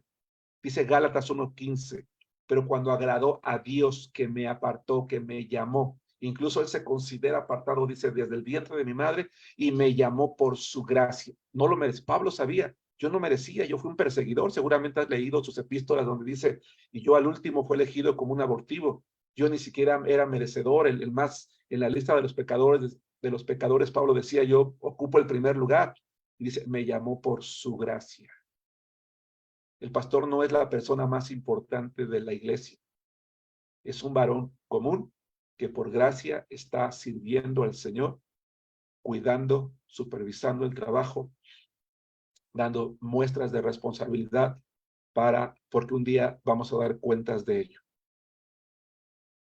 Y como Pablo designa varones de su equipo para distribuirlos entre las iglesias, para corregir cosas o para disciplinar o para enseñar, y dado que mandó a Timoteo a Éfeso para pastorear la iglesia por un buen tiempo, entonces ahí tenía que establecer ancianos y le da una lista de cualidades. Ahora, quiero que queden claro lo siguiente.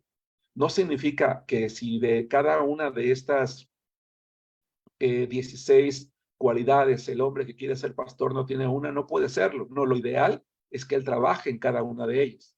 Tampoco estamos hablando de un hombre perfecto, es un humano, es una persona. Pero sí se espera que al ser el hombre que está siendo llamado por Dios, pues él tenga una madurez espiritual, y por eso el término anciano, pues mayor al resto de la congregación. Vamos a empezar, dice el versículo 2, marido de una sola mujer. Eso implica que el pastor, entiéndase obispo o anciano, puede ser un hombre casado.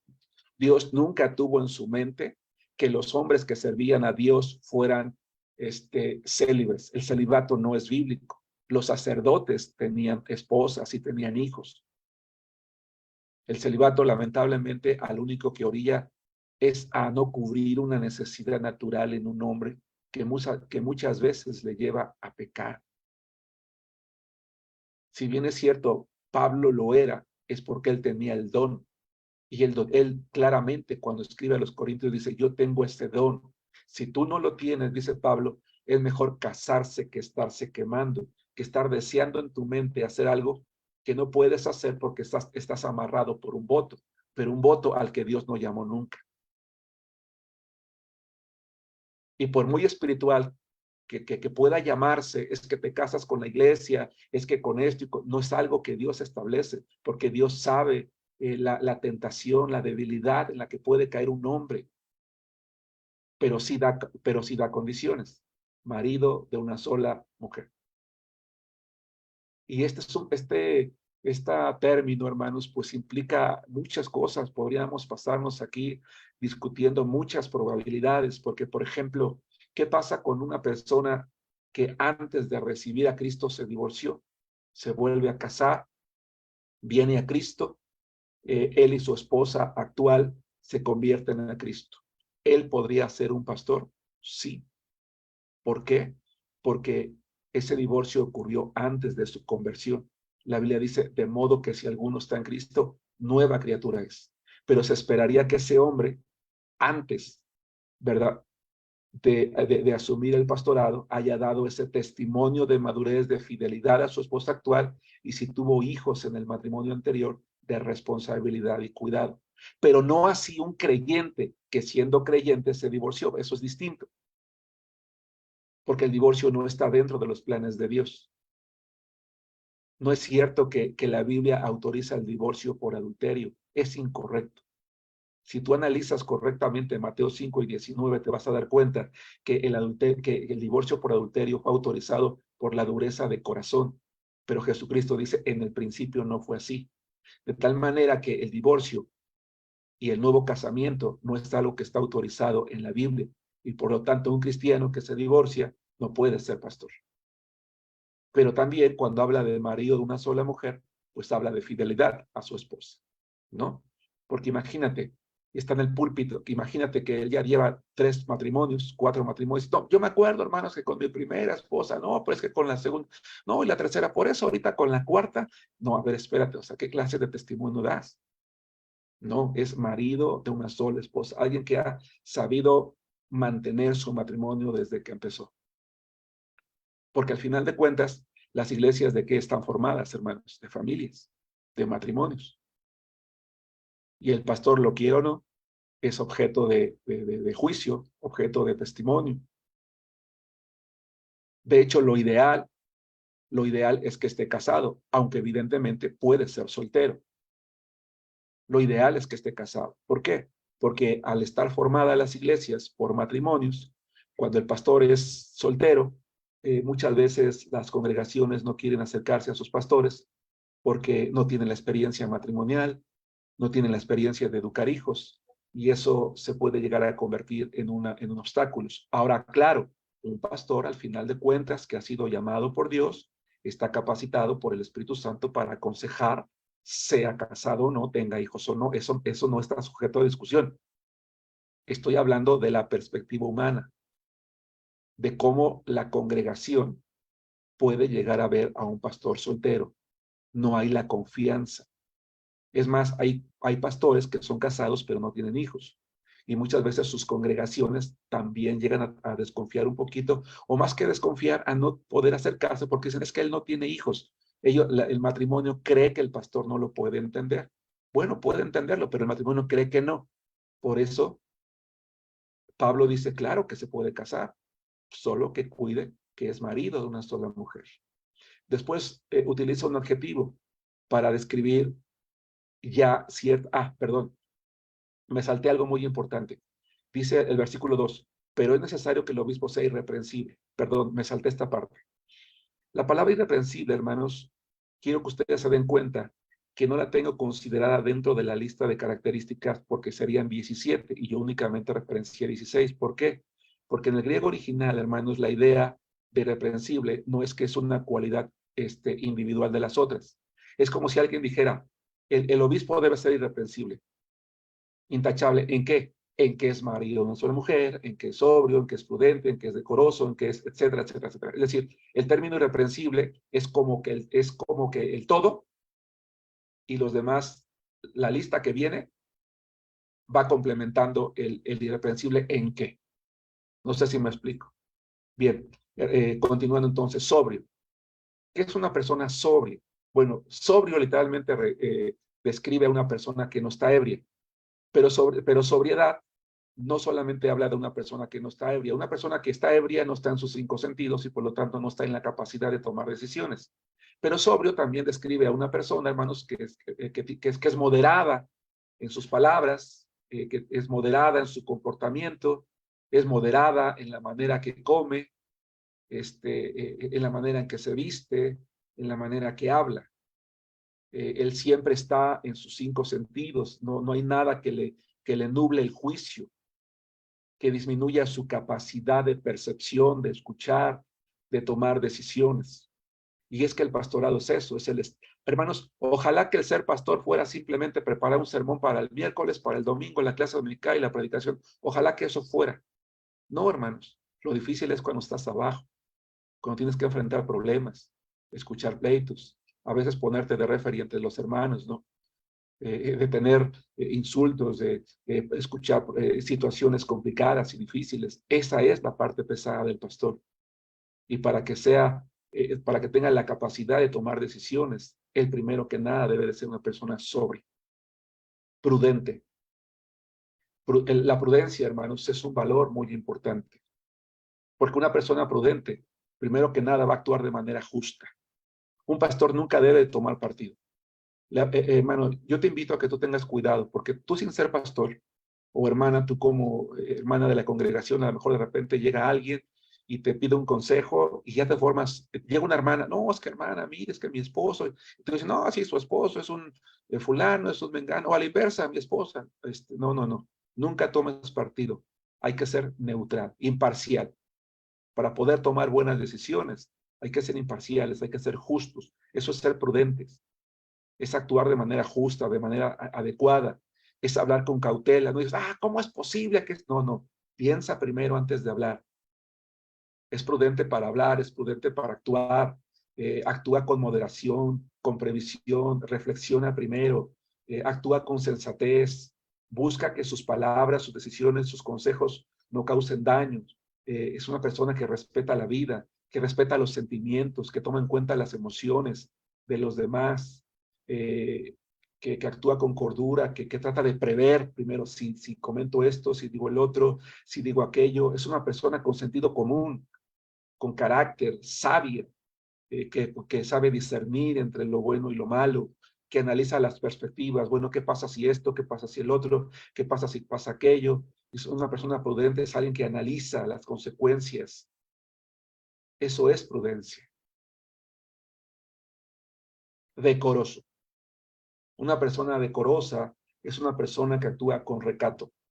Me llama la atención, hermanos, que la palabra decorosa literalmente en su raíz significa vergüenza.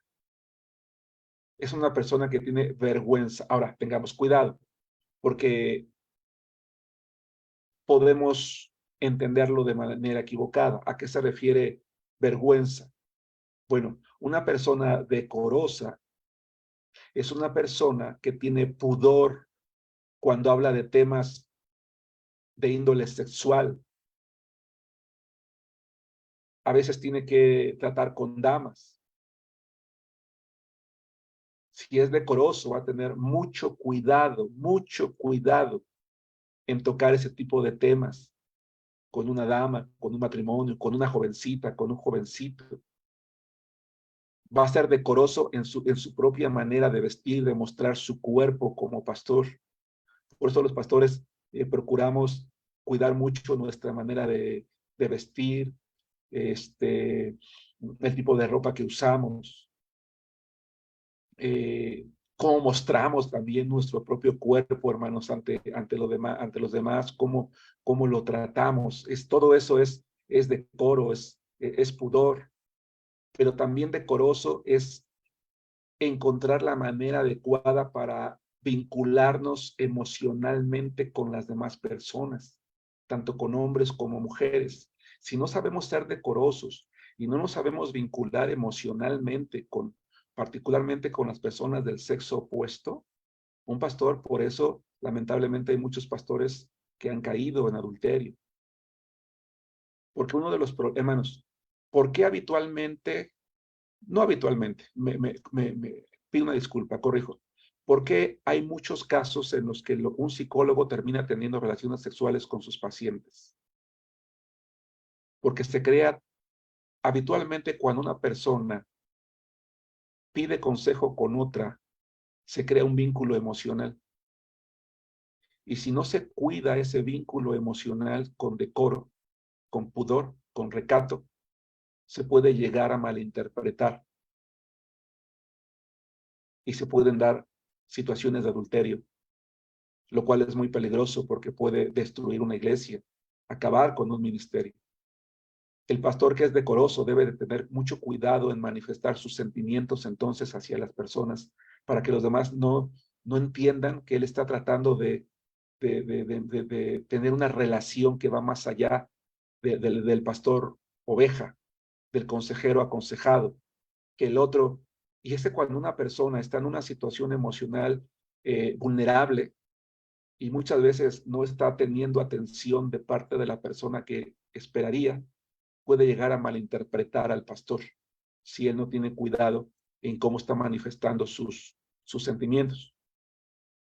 Por eso es que el pastor debe de tener mucho cuidado en valorar las normas morales, la decencia, la convivencia social con las personas. Yo personalmente les comentaba en algún momento, hermanos, que yo no tengo la costumbre de besar a las hermanas. Yo no saludo de beso, excepto a mi mamá. Y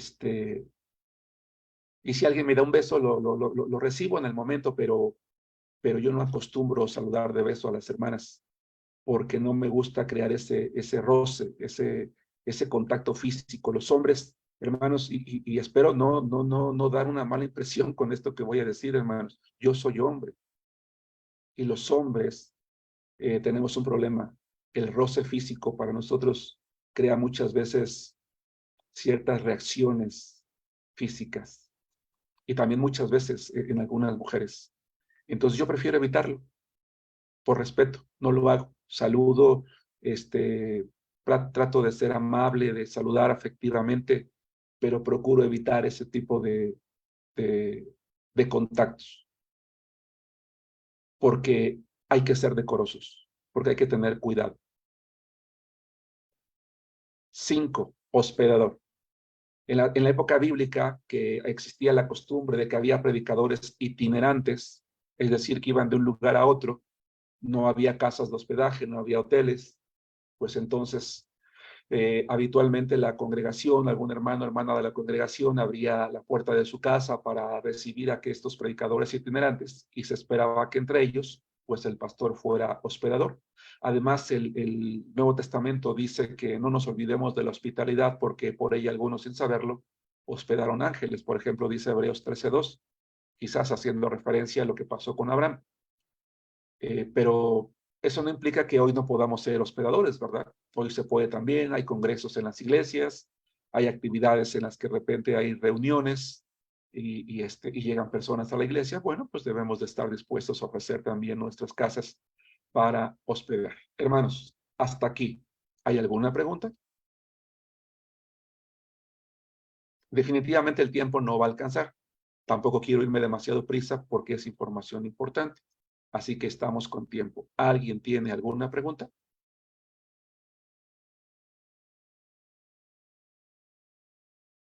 ¿No? Bien.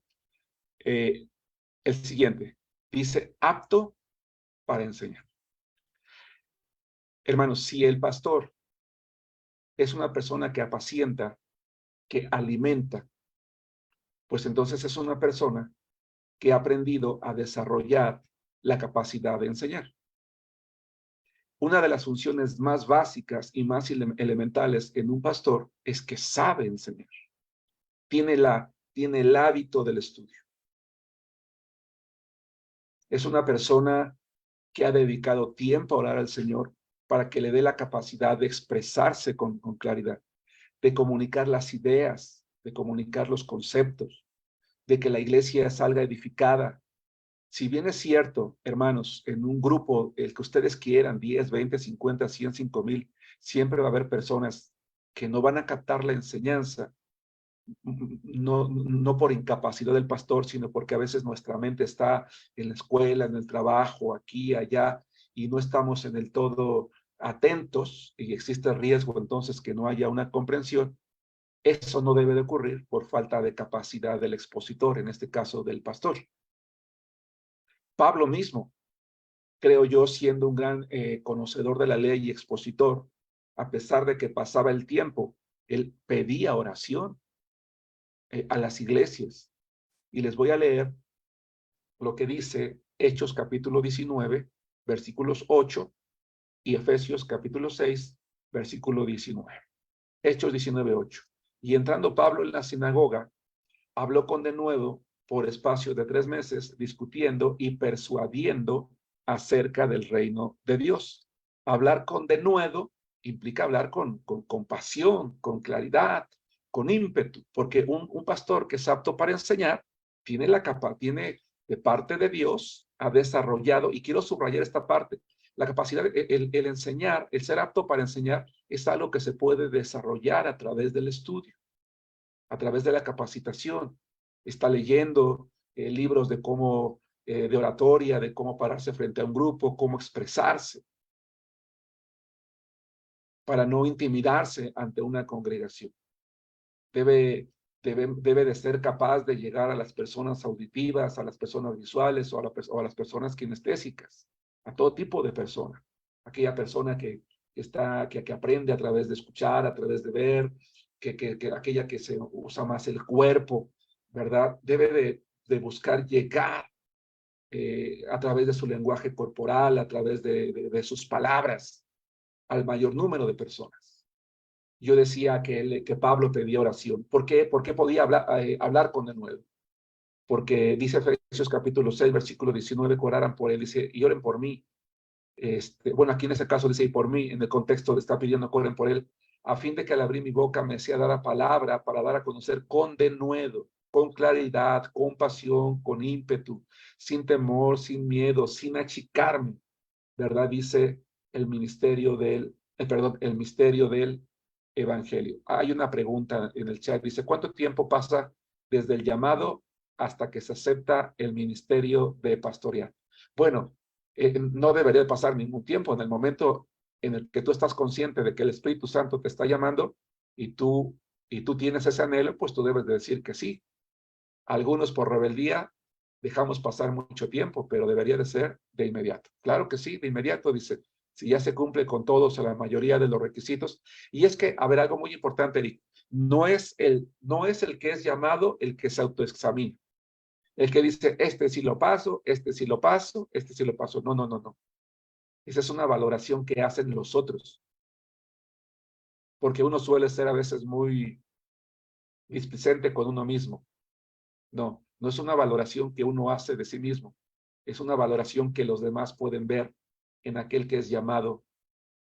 Por eso yo comentaba hace rato que cuando Dios te llama como pastor de una iglesia, Dios también confirma a la iglesia ese deseo de que tú seas su pastor. ¿Por qué? Porque ve en ti, porque tú has expresado el deseo, porque has dado testimonio y porque la iglesia puede ver esas características en ti. Entonces, la primera pregunta es, ¿qué tiempo desde que sientes el llamado hasta que aceptas? Pues de inmediato. ¿Qué tiempo desde que aceptas y eres pastor de una congregación? Bueno, eso ya es distinto, porque si tú ya estás en una iglesia que necesita un pastor y Dios confirma el llamado a la iglesia y tú dices, yo quiero ser el pastor, pues ya nada más deciden a partir de cuándo, ¿no? Pero si lo que quieres es ser ordenado como pastor en tu iglesia para ir a establecer una iglesia nueva, pues entonces puedes ser también ordenado de manera inmediata para ser enviado a abrir una obra de manera inmediata. No sé si responda a la pregunta, escribe en el chat, por favor. Bien, decía entonces que la aptitud para enseñar es algo que se desarrolla. No puede ser un pastor alguien pues que no tiene esa capacidad de enseñar. Más adelante voy a hacer énfasis de nuevo en esto, porque es de verdad muy, muy importante. 7. dice no dado al vino.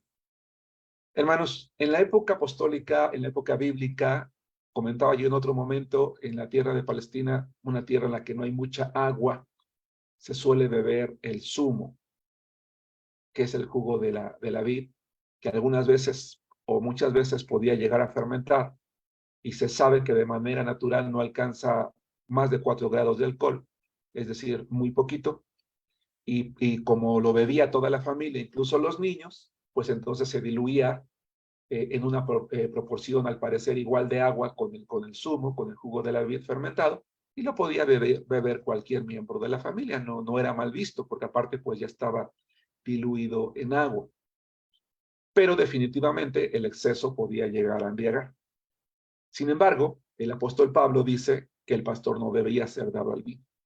Debería de evitarlo. ¿Por qué? Porque cuando una persona es dada al vino, pierde la sobriedad.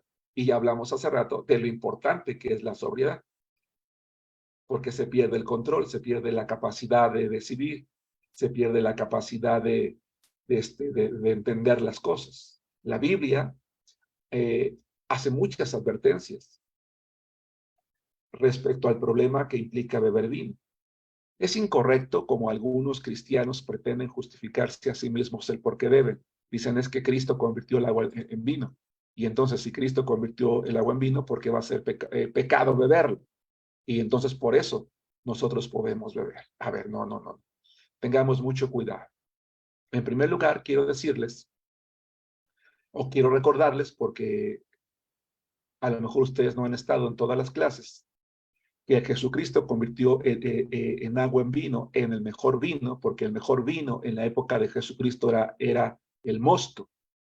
¿Y qué era el mosto? El mosto, tanto en hebreo como en griego, era el jugo de uva recién exprimido. Ese era el mejor vino. 2, porque en una fiesta de bodas, cuando faltaba el vino, era una cuestión de deshonor para el novio. Era humillante no poder satisfacer la sed de sus invitados. Hubiera pasado a la historia como un hecho vergonzoso. De tal manera que lo que hizo Jesucristo no fue armar una fiesta para embriagarlos a todos, fue salvar el honor del novio. Y convirtió las tinajas de agua en mosto, como ese jugo fresco recién exprimido que podía satisfacer la mejor cualquier sed. Respecto al vino, ¿verdad? Ese producto no destilado, pero sí fermentado, que podría llegar a embriagar y que seguramente a través del tiempo las culturas aprendieron a destilar y que embriagaba entonces sí con mayor claridad, dice el apóstol Pablo, no tienes que ser dado al vino. Quiero que consideremos algunas recomendaciones que son importantes. Dice Proverbios 23, 31 a 33. No mires al vino cuando rojea. Cuando resplandece su color en la copa, se entra suavemente. Es decir, ten cuidado porque es algo que se te puede antojar, que puedes saborear. Particularmente si tú cuando no eras creyente estabas acostumbrado a beber vino, a embriagarte y hallar deleite en su sabor, con mayor razón debes de tener cuidado. No es prudente tener en casa vino. No es prudente. Dice, no lo mires cuando rojee. Es decir, con la intención de, qué sabroso, qué delicioso. Cuando resplandece su color en la copa, se entra suavemente, mas al fin, como serpiente morderá. Allí está el problema. Va a tener una consecuencia y no es buena. Y como áspid dará dolor, te va a traer consecuencias malas. Tus ojos mirarán cosas extrañas, vas a perder la sobriedad y tu corazón hablará perversidades. Qué tremendo, ¿no? Que un pastor ebrio, borracho, como mucha gente sube a los púlpitos a decir cosas extrañas, a tener un comportamiento inadecuado e impropio, ¿no? Porque se tomó unas copas de vino, porque creyó que no hay ningún problema. Yo he sabido de pastores, hermanos, que beben y dicen, Jesús convirtió el agua en vino y entonces yo me puedo tomar mis copas y no hay ningún problema. No, claro que lo hay, porque la Biblia dice que no debe de ser dado al vino. Imagínate, hermano, que en la congregación hay hermanos que tuvieron problemas de alcoholismo, lucharon mucho contra eso y llegan al cristianismo Y dice, y el pastor se toma sus cervezas, se toma sus copas de vino. ¿Qué clase de testimonio? ¿Qué va a hacer esa persona? De hecho, quiero que vayamos a Efesios y con esto voy a terminar la clase de hoy. Capítulo 5, versículo 18, contiene una advertencia. No solamente Proverbios habla de ver cosas extrañas y hablar perversidades y perder el control, la sobriedad, sino de a lo que nos puede llevar, a ser personas que beben vino. Dice la palabra de Dios, Efesios 5, 18. Así que si tú como cristiano tienes todavía tus botellas de vino, hermano, sácalas. No es correcto. Efesios 5, 18. No os embriaguéis con vino, en lo cual hay disolución. La palabra disolución es un sustantivo femenino griego que significa libertinaje. Ahora bien, la palabra embriagarse es una traducción que trata de captar la idea de la época de Pablo. En griego, la frase es más extensiva, porque dice, no permitas que a tu cuerpo entre nada intoxicante. Eso es distinto, porque hay pastores que fuman. Lo que Pablo está diciendo es, no llenes tu cuerpo con nada que te intoxique, llámese drogas, llámese cigarro, llámese alcohol, llámese medicamentos, porque hay personas que se han vuelto farmacodependientes. Ten cuidado. La idea de Pablo no es tanto el embriagarse con vino, es que no te permitas intoxicar tu cuerpo. Culturalmente, en la época de Pablo, embriagarse con vino era darle culto a Baco, al dios del vino, porque se creía que en la medida en la que una persona se embriagaba, el dios Baco entraba al cuerpo del briago, del borracho, tomaba el control y era poseído por el dios. Dice Pablo, no te embriagues con vino, en lo cual hay disolución. ¿Te quieres llenar con algo? Llénate del Espíritu Santo. Antes bien, sed llenos del Espíritu Santo. ¿Quieres controlarte, hermano? ¿Quieres que algo te controle? El Espíritu Santo. Es mentira quien dice, mejor una cerveza porque la cerveza quita la sed. No es cierto. La cerveza no quita la sed. La cerveza es diurética. Te obliga a beber más y más y más y más. Muy bien, hermanos. Estamos hablando de las cualidades y las características que debe tener el varón que tiene el llamado de Dios por medio del Espíritu Santo a ejercer la función de pastor, obispo y anciano. Estamos a la mitad todavía, hay todavía otro número interesante, importante, que nos va a llevar una muy buena parte de la siguiente clase. Por hoy vamos a terminar hasta aquí. No sin antes preguntarles si hay alguna duda, si hay alguna pregunta y si me estoy explicando con claridad. ¿Vamos bien, hermanos? Estamos desarrollando la doctrina de la iglesia y como pueden darse cuenta, hermanos, es una doctrina muy, muy, muy importante. Y aunque no estoy profundizando como tal, pareciera que sí, porque hay muchas cosas que decir, estoy tratando de sacar los aspectos más relevantes porque esta, yo diría, es una doctrina muy importante. Bien, pues si no hay ninguna duda, ninguna pregunta, hermanos, no me queda más que hacer una oración y después despedirnos. Vamos a inclinar nuestros rostros y vamos a orar. Padre nuestro, te alabamos en el nombre de nuestro Señor Jesucristo y te pedimos por nuestros pastores. Te pido por mí, Señor. Perdóname y perdona, Señor, los pecados de tus siervos, de quienes hemos entregado nuestra vida, para que cada día nos esforcemos en ser agradables delante de ti. Más que cumplir una larga lista o corta lista de cualidades, que todos nosotros, Señor, seamos íntegros, hallados santos ante ti.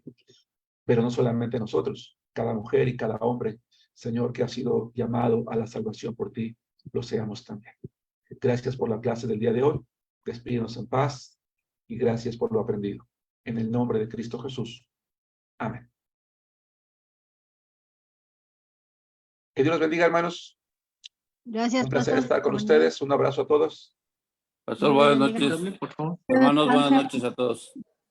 Gracias, pastor. Buenas noches. Buenas noches. Que Dios los bendiga. Por favor, Dios le repasen bendiga. sus notas, repasen la clase. Y si tienen dudas, pregunten por favor la siguiente clase, hermanos.